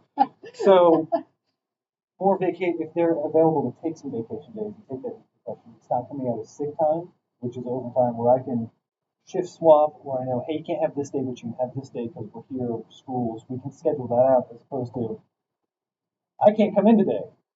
I only have 100 hours. I'm just going to bang out today. Yeah, that's where You see what I mean? that's what happens. To fill that with an overtime rate. so how could I persuade the city manager that would not have overtime goals as a result of such a thing? Because it's a minute amount of our staffing that's affected by it. It's just I mean, if 20, 76 28 members on people, the board. Vacation has to be approved. So these are scheduled days off. It's not a PL bank where, well, now I How have, many, tell her how many people are working. If she knows it's not. Like I should probably less than that. So full staff is 13 a shift So plus a it's half of K9. that 74 I have to have or 76. It's roughly half. 8 on the road. So I can have 5, assuming we're full, I can have 5 guys on vacation and still have the staff work. And then not counting the sergeants, which I only have to have one road. So I can go down to 8, 7, and a supervisor. I can have half the shift off. It's not going to be a fun night, but we're happy. because I don't want to get this cycle where if we were to do such a thing, the city manager would be forced to ask council for additional positions. Simply to cover additional time off, right? That's And we've keeping our already own had time. the discussion with the city manager about what's happening with the overtime. That's exactly right. So, Also, 36 of those 76 spots are less than 5 years. Don't get an extra. okay. So that all those, And we'll do it by the, yeah, yeah. So you know, one of the things with your demographics in general, yeah, McDowell it now. is a younger group now. You know, I think the last time I ran it for last year's shade, I think it was, what did I say, 70% that were under 10 years. Yeah. So, Actually, less than so. so really, we're talking about They can't write tickets 134. because there are enough people on the road, so it's all good for us. Yeah, Um, I guess 52. Okay, so yeah, that's a big number. So, those are the concerns that I'll have to address, right? And we'll have Todd's confused with that kind of stuff, so he's gonna help me run some numbers better. So, you know, and then, you know, morale. So I'm looking at our staffing, right? We've been doing pretty good, but recently I think we have like 4 or 5. Yeah. We're down to 8 right now, and it's looking like we're 12. Yeah, we're having a So, fight, so. we're gonna have 12 vacancies. Uh, Three about to get out. One, we have one. We are going to put in the next. There's 41 Edgewater right now. Yeah. So. But those 3 in school count. The 8 vacancies. Yes, those 3 in school. That individual did state that, I think simply had said they kind of need job. Is there something about Edgewater exciting to people right now. Yeah, the share plan. The share They have plan. the share plan, their next contract is supposed to be a significant raise. I will also say that they seem to have more toys, but honestly, that's because they need 20 of the thing, I need 100 of. So, There's, I think, like future policies. yeah, they're small with a lot of specialty units. Okay. And Because they don't have as much to cover. they don't have as much coverage, they have more, Their have per top capita is a little bit higher. turnover too, so they're like, you want to be a canine? Here you go. It's fast. I wouldn't say they're the most professional agency, or like there's a reason you wait to give somebody a canine, but they don't do that there. So, and then the canine And there's officers reasons don't why there's prison, so openings in it. There's that. Yeah. Okay. they are aggressively. They're I just think now's an important turning point to try to retain the folks we have and to try to encourage some of the potential hires that this is the place to settle down for 20 years. Some of those people too, it's like, especially younger ones, they're looking to work where they live, cheaper to live down there. So it's hard to afford to live up in Port Orange, and if you want to be here and not having to, if you live down there and you're, where are your kids going to school, where are you driving back and forth, you've got it makes it different. Yeah, with gas prices kind of easing a bit, I think that is less than it was, but not much. Yeah. Because of the housing costs. So yes, I agree, that's a topic. And then when we talk about that morale, what is that manifesting as today? Resentment or irritation or just, resentment, irritation. There's also a lot of stuff mental health, like That generation. legend. We've had one go out on PTSD. I've got two more. We know. So that's happening. Yeah. And that balance. it's important to get that balance. And if they can just get away from it for a little bit and come back, and if we can schedule that makes a big difference. Okay. Letting people breathe for a second and come back. Yeah. I know that helps. Which we feel good. It doesn't work on my brain. All right, no, and that helps us kind of spell it out to our council members, stuff who want some context around things. But if we have the reasons why it's not going to cost more to do it, other than a payoff potentially at the end, which is not that big of a deal. Yeah. Then it's easier for us to help them understand. Everybody. We're not jumping. Very few people are jumping. Right. Yeah, so, most of that impact would be a matter of 34 hours. Okay. All right, I like that proposal, it's a good one, and, certainly we'll bring that forward or helping it out and counter it, so. All right, now for the big dragon. Yeah. Sorry, that's the sell vacation also. We can't sell that vacation. Oh, you can. This helps a little. We skipped ahead. We went over the sick leave Yeah. for the sellback. Mm-hmm. You said the vacation was 17.2D? It's maximum pool here. So It's still for tier 1 now. is tier 2 separated out still? Tier 29 right here. So this is everything is tier 2. Okay. So page 30. I'll just show you. 31. So we have tier 1, the wage is the same, matches the sick Okay. for the leave.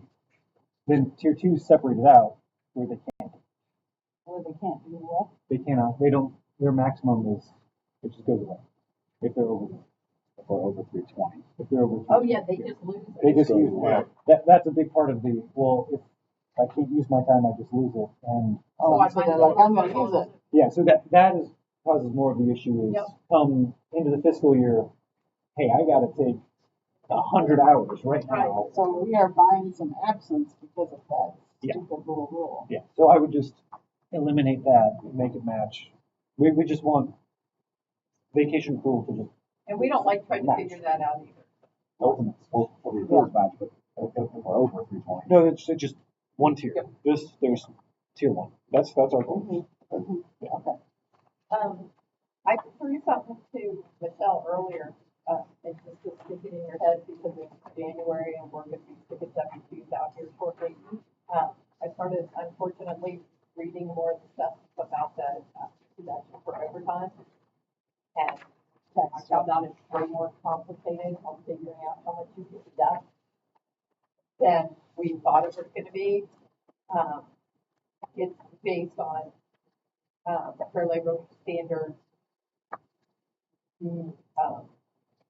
approved overtime, so they're rated 86 hours that you have to pay overtime at, because we pay you 84 hours.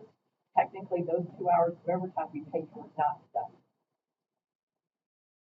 So you can't, yeah, I read that today and went, I said, Because our standard is. so in general, what you do is you take all that overtime on your pay stub, but not your holiday, but sometimes your holiday is divided by 3 and that's your deduction. We're gonna have to start turning some stuff to figure these out, because it's only on what's mandated by federal law. And that's at 86 hours, not 84. Holiday pay, while it's paid at overtime, it may or may not have gone over your 84, or in this case, 86. So it may or may not be deductible. It's hours, not technically. Yeah, Right. so it has to be what's federally mandated to be paid as overtime. It's like on, regular 40-hour people, you have to work 40 hours before the federal government says you have So to the defense pay don't care what time we and a half. pay. This thing goes on After, that section, whatever it because of the way we're is, set up, exception. after it states 86, that. So the federal we're government working on recognizes that, how we said. and I don't know how fast that'll get calculated. Tyler's So it supposed to doesn't come up with a matter. report that's gonna help us do it, and we're gonna look at it, but I hadn't read all the fine print on it. I thought, hey, I'm good. Here's your overtime divided by 3, that's your premium, here's your deduction. We can give it to you really easily. But it's a little more Okay. complicated. So we're still looking for some guidance on it and stuff, but, yeah, And I'm not telling anybody what they can deduct. If somebody wants to divide that by 3 and, just deduct what they think is their premium, we're not putting it on, we're not mandated to put it on your W-2 this year. But we're supposed to try and help you come up with that number. So probably nobody ever going to, oh wait, camera's on. But we're working to come up with that correct number for you. Yeah, I mean, yeah, if you don't have a tax professional, perhaps to vote one. But anyway, so that being said, so our goal is to get that all in one. Yeah, one situation. Okay. All right, let's talk about wage proposal. Was it a 3-year wage proposal for the contract? Yeah, go for it. So we, what your wage study? So we did a wage study locally. No. We did a wage study. Easiest way to describe it. Officers, we're the big dark line. So for officers, our rate of growth is consistent or middle of the pack. We need to keep up. Yeah. With, and what we're hearing coming out of Usama and the other guys who are thinking they're recruiting hard. So that affects the percentage we're looking for. Our sergeants are similar middle starting, but very flat. Yep, so, during the thing that we just did, we got them kind of from down here to Yes. here on that start wage. Yeah. We are aware that the problem I have with this topping, right, is the issue of we're gonna start bumping against, captains, et cetera, right? And, any way you shake it, I mean, a lot of these cities and stuff like to think we're gonna keep doing this with the pay. We're gonna hit the wall pretty soon. There's gonna be a world in which, I saw this in school districts, right, where, I had bus drivers telling me, we need more. And pretty soon we're paying, $28 an hour for a bus driver. Well, who wants to do that, right? From a cost standpoint, we are further ahead to farm the whole thing out. And that's why some of these districts have done that. So I don't ever want to get us in that position where, you know, so I want us to be competitive, but I want us to be mindful of that as well. I don't think that our top end is competitive. You know, I mean, based on that Yeah. study that we conducted, I think you've got the numbers there too. It's broken down. So the line graph and then that page right there should be our sergeants. The other one should be our officers. I don't think our top end is competitive. I studied everybody in Volusia County, and then I studied some like-sized agencies outside of Volusia, such as St. Augustine, Oviedo, and Winter Springs is included in there. Altamont Springs, just as some comparators, similar-sized agencies. And VSO is over 2 years, their sergeants are expected to see a 32.5 to 38% raise. So that's a 2 where years. is that? Volusia. Oh, VSO. yeah. Oh, beautiful. Somebody going to other officers. Yeah. Okay. So And what do we feel is driving that? You know, just from Marcus. What do you feel is driving? Yeah, from Oh, is an that what it is? recruitment point of view, It's closer this way. yeah. So the West Coast went crazy. Orlando had to respond. The sheriffs became sheriffs and went, I'm important too. Matched them. And then your city's on the edge of the Big Ten. So your Sanford goes, and Sanford's people, they're losing for Orlando. So they have to respond to that. We're getting urban sprawl of money.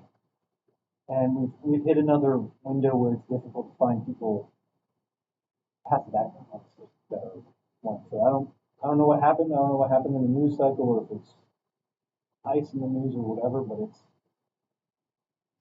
fewer applicants again, and the ones that are 3/4, 80% are I can't interview. There's no reason. And so the ones that do get to, it's much smaller pool, and then the quality is just not there. And if you are, you're why can we make this much more? And also with the young guys who it's either work-life balance, it's I want money now, or I want to pretend I live in a movie. So that's Jacksonville, Orlando, Tampa. I want to pretend I live in Well, I want to run a gun. I Okay, see. and then there's the money, the specialties, and the type. And I don't want to be exciting. So, Yeah. so that's why I laugh.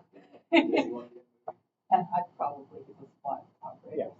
yeah. He's been in, yeah. And then the other end of that is I get you in, I get you trained. We have very good training. We're known for our quality training, and the other agencies know that. So I don't think we have a detective where the sheriff himself has not come to him and like, hey, you can come right over and be a detective right away. FBI is trying to coach some of our specialty units actively, which is It's good. it's good. But They're you wanna doing be able to very retain it. good work, Mm-hmm. and But they're tell me big. something with sergeants. So like you say, they could go over, sheriffs could be making so much more. Can you go prepare as a sergeant to the sheriff as a sergeant, or do you have to go back? The sheriff can do whatever he wants. It's But the do problem. they, is my question. I don't know the answer. It's happened. I've seen it at other agencies. We haven't had it yet. So it's not as common, he's gonna go grab a sergeant from here and then And a ladder up sergeant there. He's in the past. He took, We know he can do anything. that's the Yeah. problem. He's, Yeah, I mean, yeah. yeah, they have a Wild contract card, too, but yeah. he does what he wants. I've seen an example would be this couple of years past in Dorm. He was getting ready to retire, very good at his job. He just walked up one day and went, be done, come work for me, I'll make you a sergeant right now. He started running their unit for a couple of years and said, I want to be retired. And, well, just stay, I'll pay you the same thing. Now we just go arrest people for other stuff. Way too old to be doing it.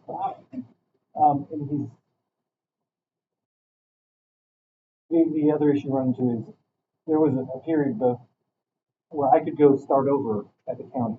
This was before our last contract. I could have started over at the county, especially with the family health care and the raises they were getting.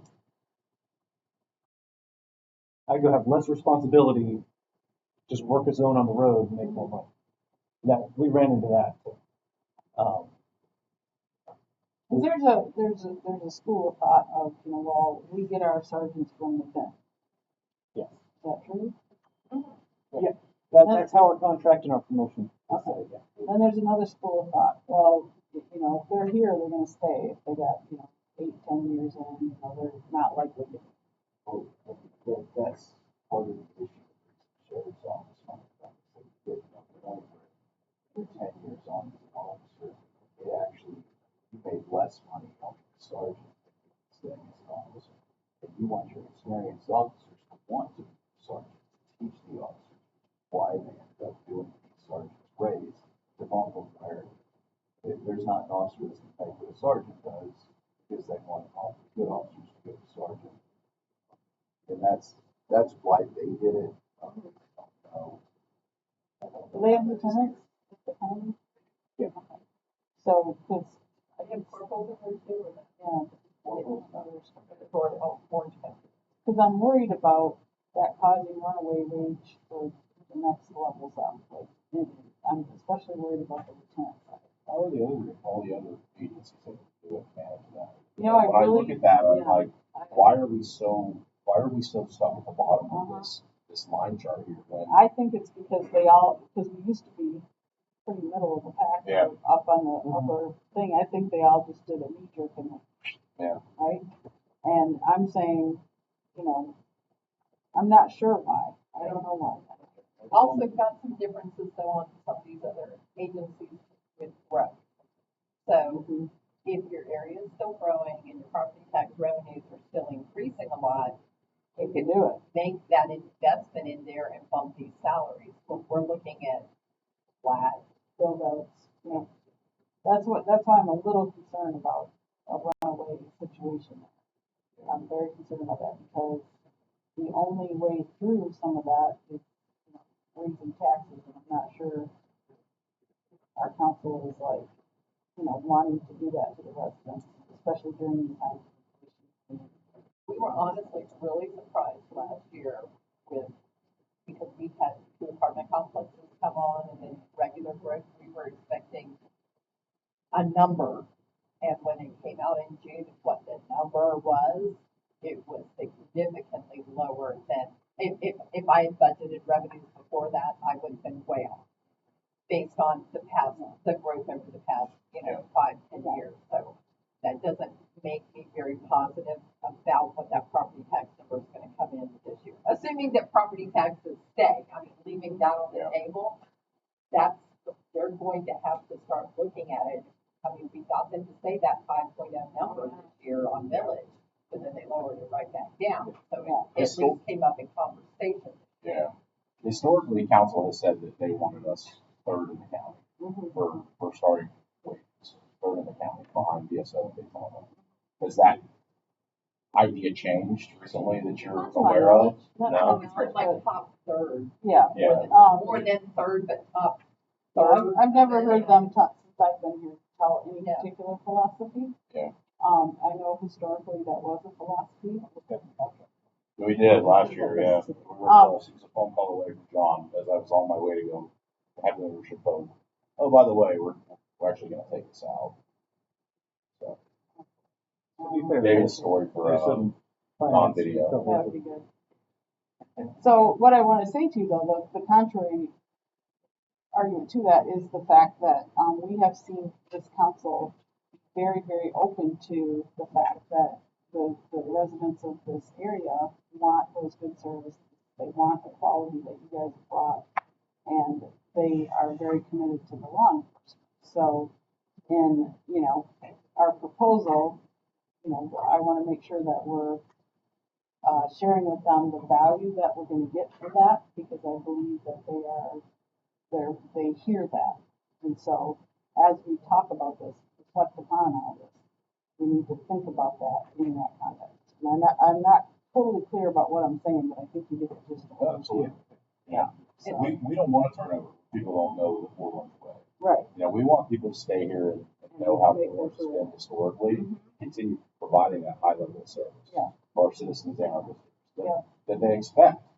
And whenever we don't have those competitive wages, we're just a revolving door again because we're a training Yeah, ground. we certainly don't want to. We don't want that because then our residents and our visitors they're gonna start losing that high level of service that they're accustomed to. Yeah, so, anyway, that being said, so I can see what you're saying here though, and, you know, we'll kind of look at all that stuff too. So Yeah.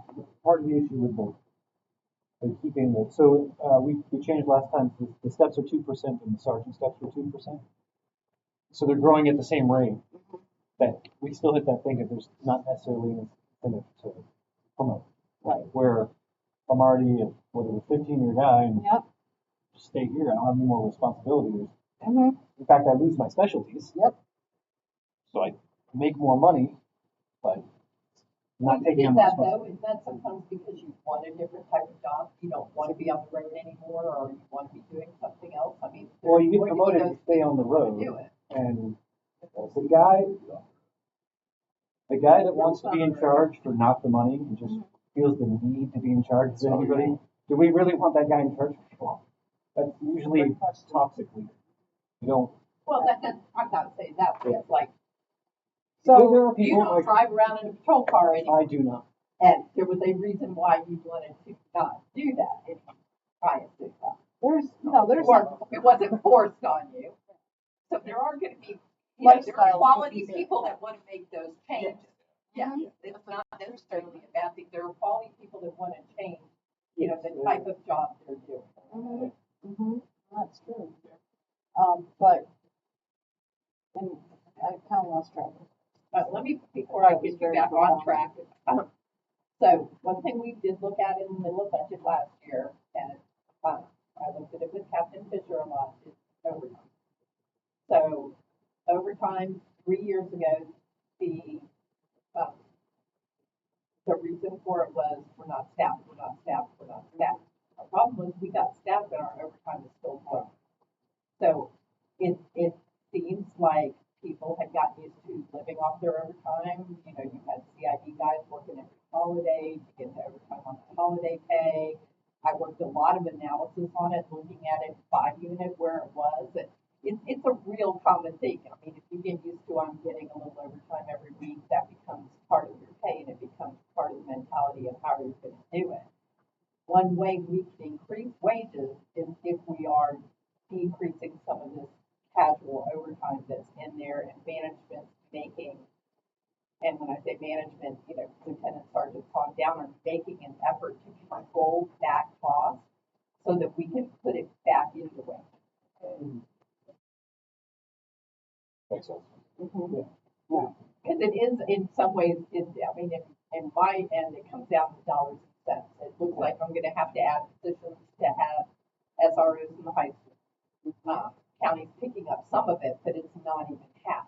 Yeah. We have had, you know, potentially those 3 other officers approved. You know, the cops grant didn't come through, we'll apply again, we'll see what happens.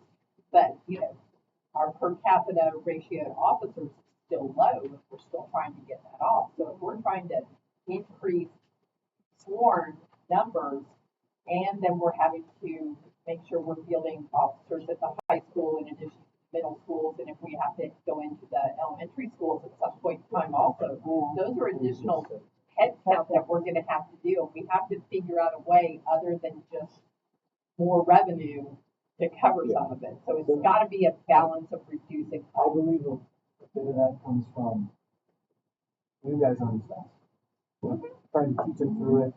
Like, I don't remember what number I said. Under 5 years, under 10 years. Yeah. You don't know what you're doing for the first 3 years. Like you do, but That learning you, impact. and then the sergeant's got to stay in. It's a while before I'm comfortable with the supervisor. I'm like, are you good? I'm going to go home. Tell the next guy to approve the report. So now you get the situation where you guys are struggling through this, and you're doing this report, taking longer than it would for a tenured officer, or the training officers there too. Can't leave them alone. Then the supervisor's like, I have to wait and read this. So now you're paying the supervisor as well. Often new computer system, report writing software. Which is So, not pleasant. you know what I'm gonna say next, right? Start talking about it before. Is this based on time and grade comparisons, like you all have, or is it on years of service? That's time and grade. time and grade. All of Yeah. them? Yes, so So all the the same steps, comparators yes. Are There's time a- and grade or years of service? For the officer For side, their it's years of service. Yeah. For the sergeant Yeah. side, I'm it's saying time. sergeant side. Yes. So I'm seeing the concern that we have is sergeant pay is not in line with, and therefore, is it time to start talking about years of service versus time and grade again?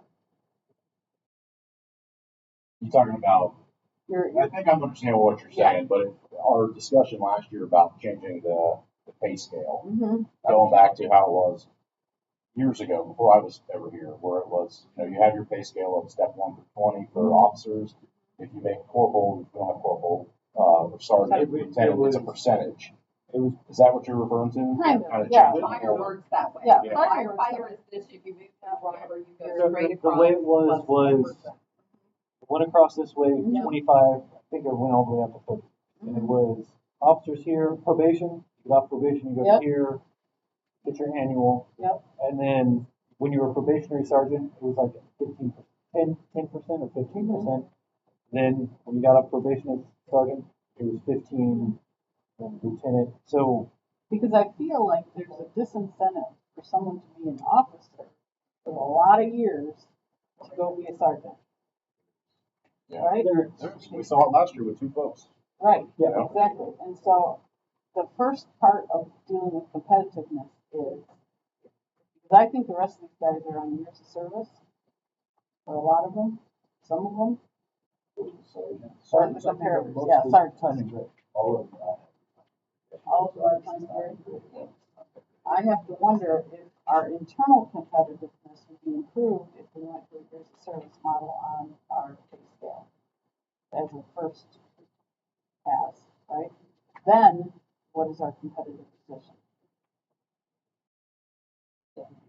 We would be open. Is our, even with your proposal, are we better served in a year, in a time, a years of service model, kind of like we have for fire, for our internal competitiveness to be good? Because I feel like if you have a officer with that higher or over 10, right, he doesn't want to start out, even if it's a quote higher rate, which it may or may not be, then from his tenure, I just feel like internally, which is where we have to, that's our reasonable recruitment area for our sergeants, yes. Would that pool be better served by a years of service model?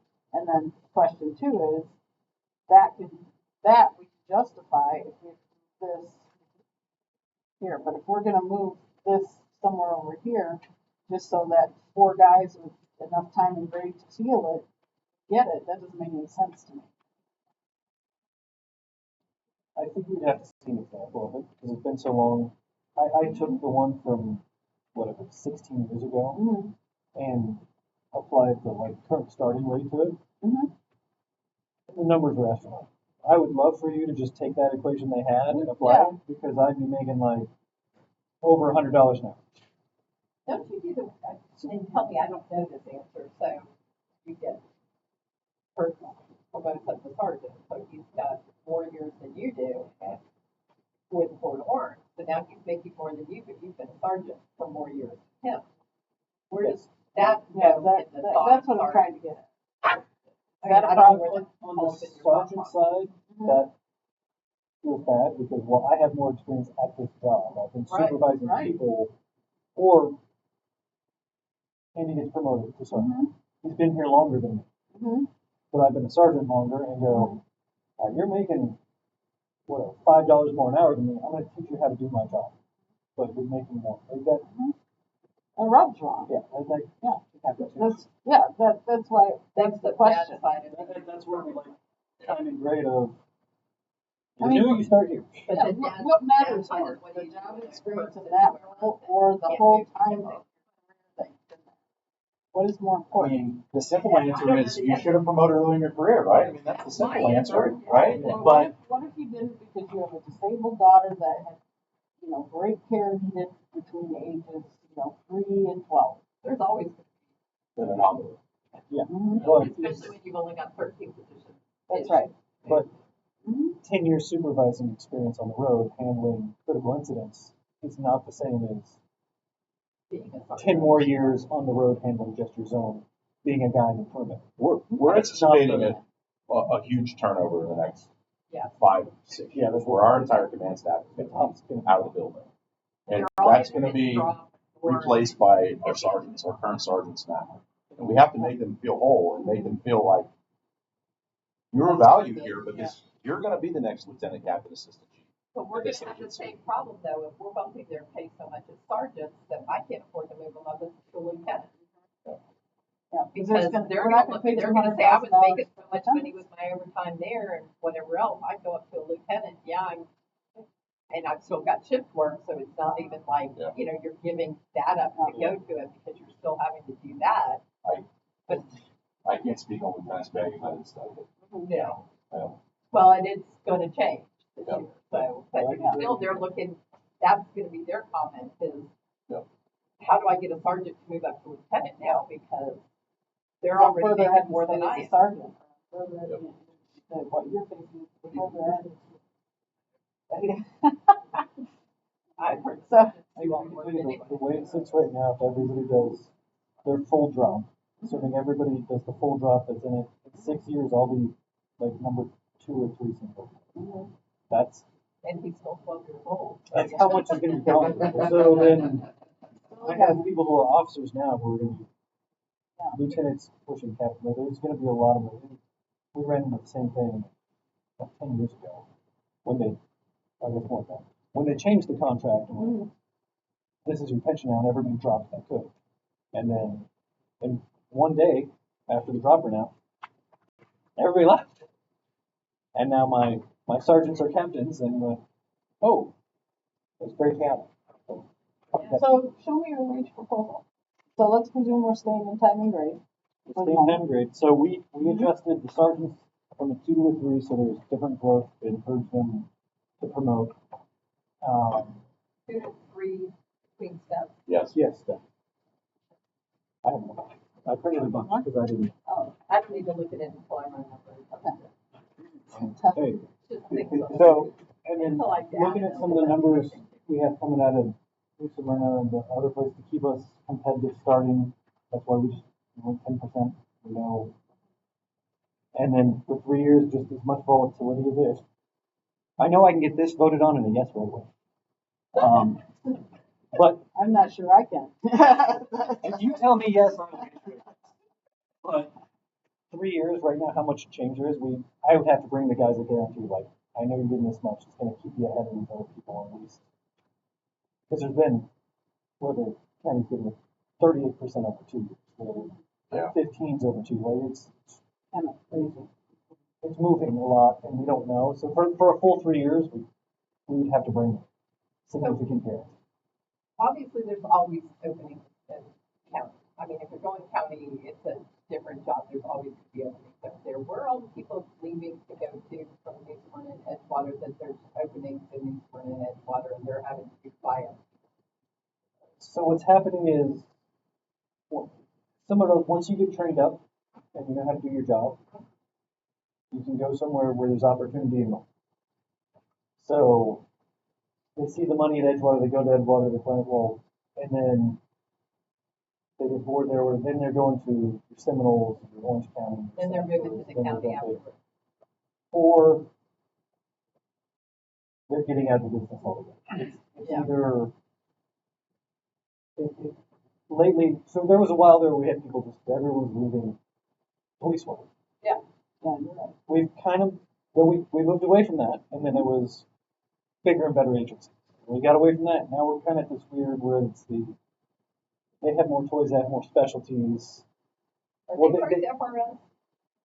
I'm For not real? sure. Private. Edgewater is private. Edgewater, private New Smyrna is that part? No. No. Private. Most Oh, of- wow. I think most Okay. counties. Which is, County. county's that part? Sheriffs are always county, South Daytona, Yeah, South Kentucky Dakota. Shores.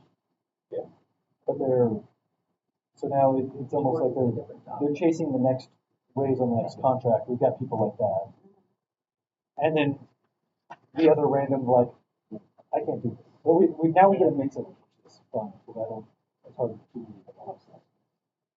I hate this job. Been here 2 years. Why it took you this long to figure this out? I didn't know that this was gonna be, yeah, I mean, and that's, Those that's are the a real statements. thing though.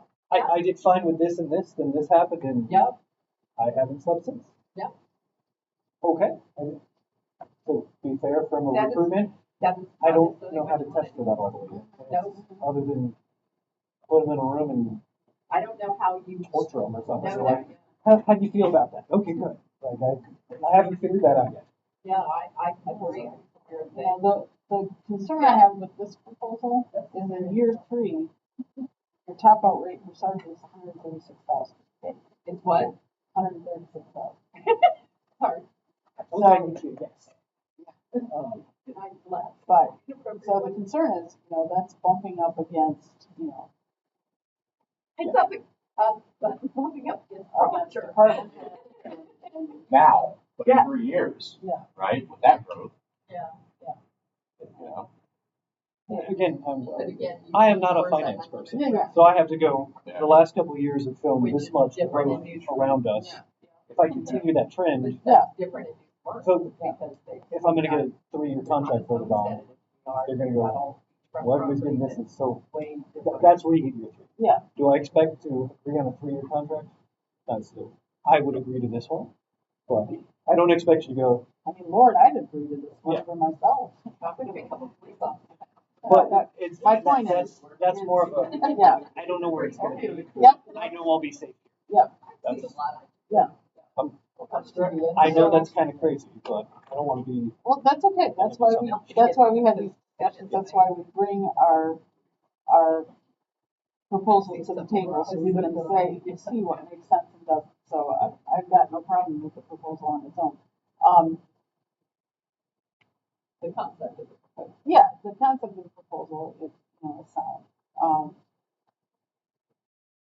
And then I just continue that after.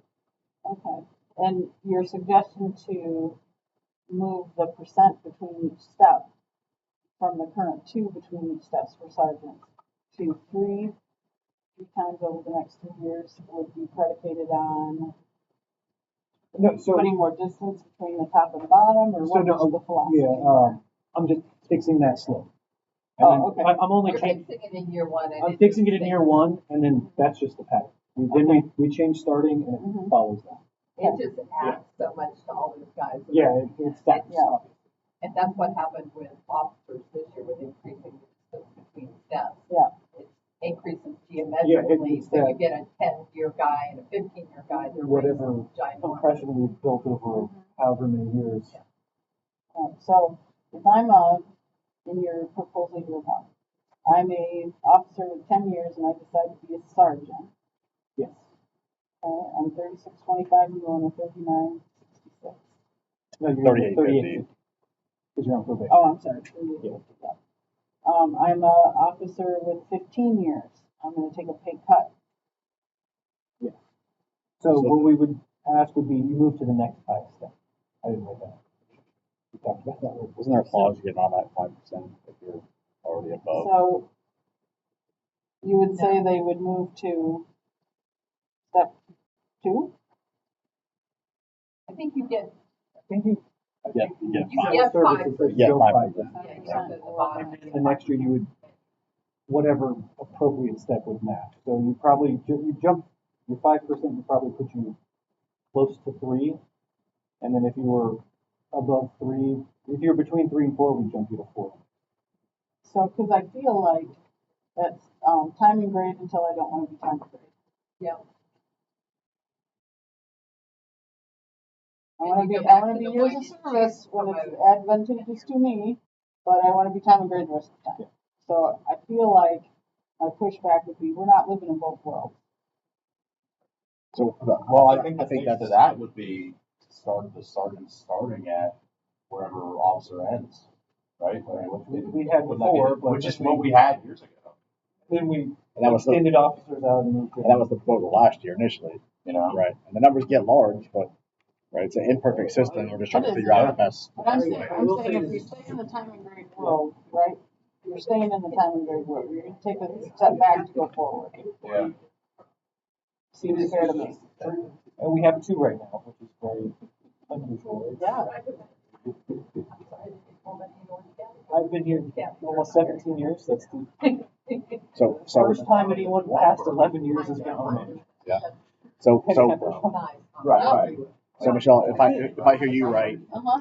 you take a step back, you're going forward. So are you suggesting that we'll just use that 15-year officer at 4003 gets promoted, they do go to 3850 and then just follow that step program? If time and grade is how we want them measured, yeah, because it's like time and grade until I don't want to be time and grade feels for you. Yeah. So then it's a decision for that officer slash potential sergeant. Like, do I want to become a sergeant and make less money for the first 4 years, Mm-hmm. right? So I mean, I'm not saying that's not a disincentive, that's a negative, Right. but you I don't want to drive live in away. two worlds, right? I Because, agree. And yeah, And again, like you don't want to drive away the most qualified candidate. However, right? So again, imperfect it's just system. something we have to think about. it does match with sort of like, well, how much is it worth it for you to not go call to call and feed the guy? Exactly. So like $2 to you, Yeah. so that, and to be fair, most people, you promote in that window 8, 9 to Mhm. 12, 13, or you stay in your specialty for the most part, Mhm. like your motor guys. They don't want to promote, they want to be motors, And They're they good like at it, it. it's different, yeah. Yeah, they love their that, job. that doesn't Yeah. happen until, If all my motors suddenly promoted, yeah, they'd all be going back. Yeah. My average in there is like 90. Yeah, good you thing have those about- guys that are right at that. the good thing about sticking to the time period is if you don't want people that waited around until they had 17 years in, that's a definite incentive to get your ass going quicker. If the only reason you got enough points on the test is because you hung out long enough, you have to make that choice. Right. Well, So- well, and not necessarily, but like for those that don't have education or military, and they score equally. If a 15-year guy scores equal to a 5-year guy on a test, but that 5-year guy has military behind him, well then he's gonna Yeah, military Potentially. education. right. So sometimes those guys need more seniority to obtain those points Mhm. to get into that top 5 to have right. to have the option. So sometimes it's not their fault. Like they want to promote, they just for whatever life reasons they don't have that education or military. You know. So now if we're talking about changing the sergeant promotion thing, that's a whole different story. Yeah, that's You a- know, Yeah, so that's a goal. That's a different negotiation. Yeah. But the point being, what are we trying to do? Are we trying to incentivize the younger ones to get into that sergeant level, or are we trying to incentivize the more experienced ones to jump in? I think we're just trying to have competitive rates that are comparable to everybody else in the county, really. You know, I don't think our proposal is based on who we want to promote, right? Or who we Yeah. want to incentivize. We want it to be fair across the board for everybody. Okay. You know, that's why It's not last fair year, for your 15-year guy.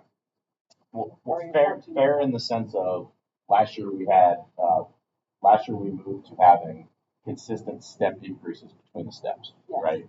That when I say fair, that's what I mean, right? Okay. Like Yeah. a proportionate raise for a 1 to 2 year guy to a 19 to 20 year guy. Gotcha. But we're not consistent on officers' step increases though, are we? No, we're 3% in the beginning and then Yeah. 2%. Yeah. Well, we did that because we wanted to make sure that we're highly competitive at that start rate. Yep. And then we can modify throughout because of promotional opportunity. But last year it was like point something. Yes. Point something. I mean, Right, it was- 0.3. Yeah. Yeah, it was too close. I feel now we have appropriate distance there. Yeah. Or that Yep. line has nice growth. Yes, that line Yeah. has nice growth. I'm pleased with that. We can't Well, lose ground. Yeah, ground. Not so But I much. see where we're struggling on the sergeant side. So, And, you know, Michelle, I don't think we're at a point where we're ready to completely change our proposal to that years of service. okay, You know, it's just- that's okay. This Always is been a what we know. challenge. This is what we've been Yeah. with. You know, we would definitely be open to looking at a proposal if the city had an idea. Yeah, You know, where y'all wanted to be, but I don't think we're at a point where we're ready to necessarily. abandon this and Okay. move towards that. I think the comfortable biggest with thing that. then is that, there has to be that understanding, well, if you're waited 20 years before you want to become become a You're sergeant, gonna step a little. Unfortunately, I can't help everybody. we can't fit, yeah, you can't write this to Yeah, it's please not gonna be everybody perfect all for the every time. situation, I guess is what I'm trying to If I say. can help 90%, great. Hopefully you're getting more ambitious people that are wanting to do it when you guys did it Sure. in 8 years or something like that. Yeah, but You're gonna want even, people that have it's that. not, unfair to the 15-year guy, it's just a temporary step back to step forward. And that's part of the That's how life fixing works the slope sometimes. would be, Yeah. well, now you are, even though you're near that line, may almost be a lateral, Mhm. you're growing at a slightly increased rate. So Correct. you're gonna catch up. You Exactly. have that option. It's Yes. not, So I feel like it's not a career ender for yeah, somebody. it's not like I moved over at 15 and I'm never gonna catch up to where I was, or where I would have been if I kept. You see that sometimes in other professions where you have to be the junior or whatever before but in the long term, you're gonna be the higher level, you know what I mean? Yeah. So You there's a get it price in for everything. Public Yes. safety jobs too, you see that same Yeah, thing every now and then. definitely.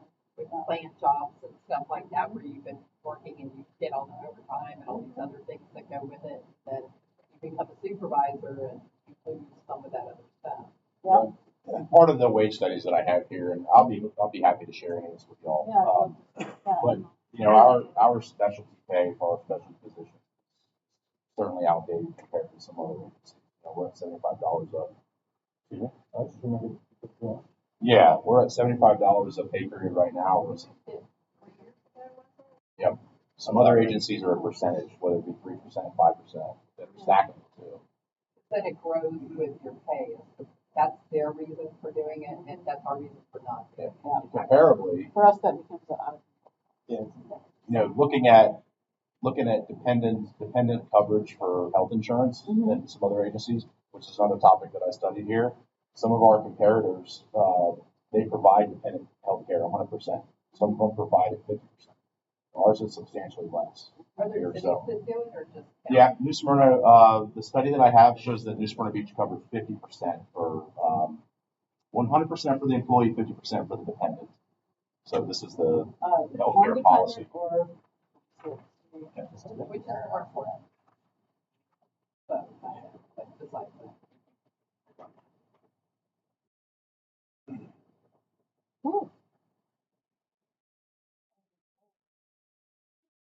FRS.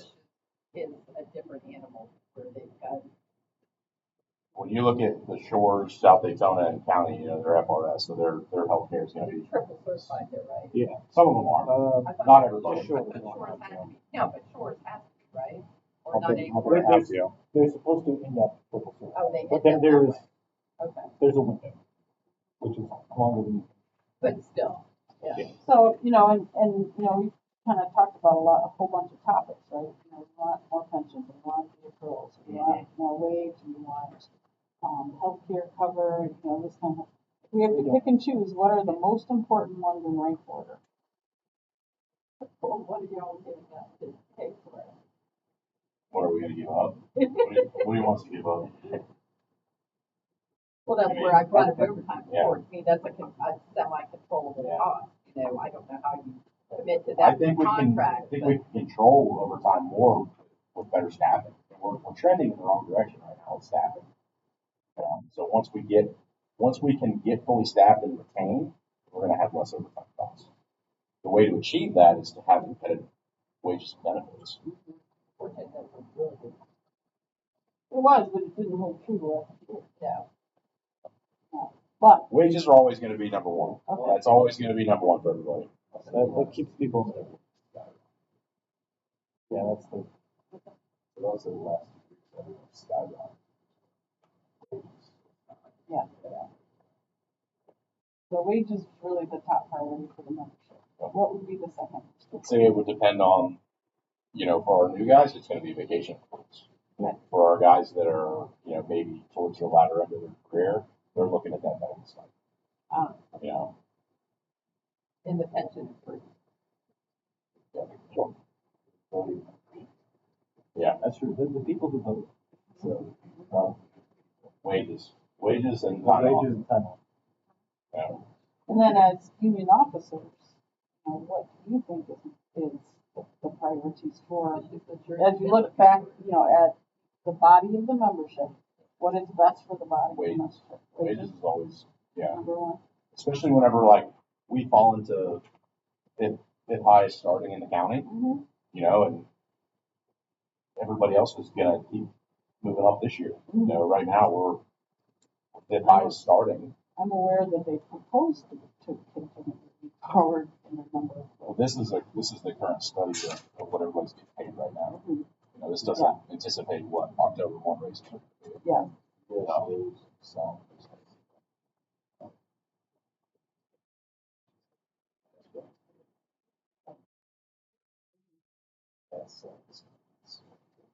For 27. For FY Yeah. I think they were up for this year, right? I think that's it. Yeah. 26, 26. So we may not feel like it, but we're ahead of some of them. Yep. I'd like to say that way. But that's one of these kind of.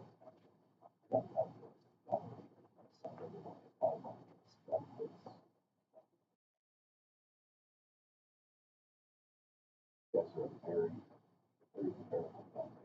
Mhm. So, okay, and then, after wages, what for the body and the membership is your next union leadership hire? Goals. Goals. We're getting into that one. That's a big morale thing, as you're saying. We're all the same. Yeah. That would, Yeah, that would help. so- We're close. I mean, we're half a percentage away on our pension contribution. Some other very minor details. Higher. Accruing more time off. Age. Other benefits. Yeah. Yeah, look at that, it feels like it's way more vacation. Great point. Okay, then, all right, so that gives me an idea. So, I'd like to let us go back to the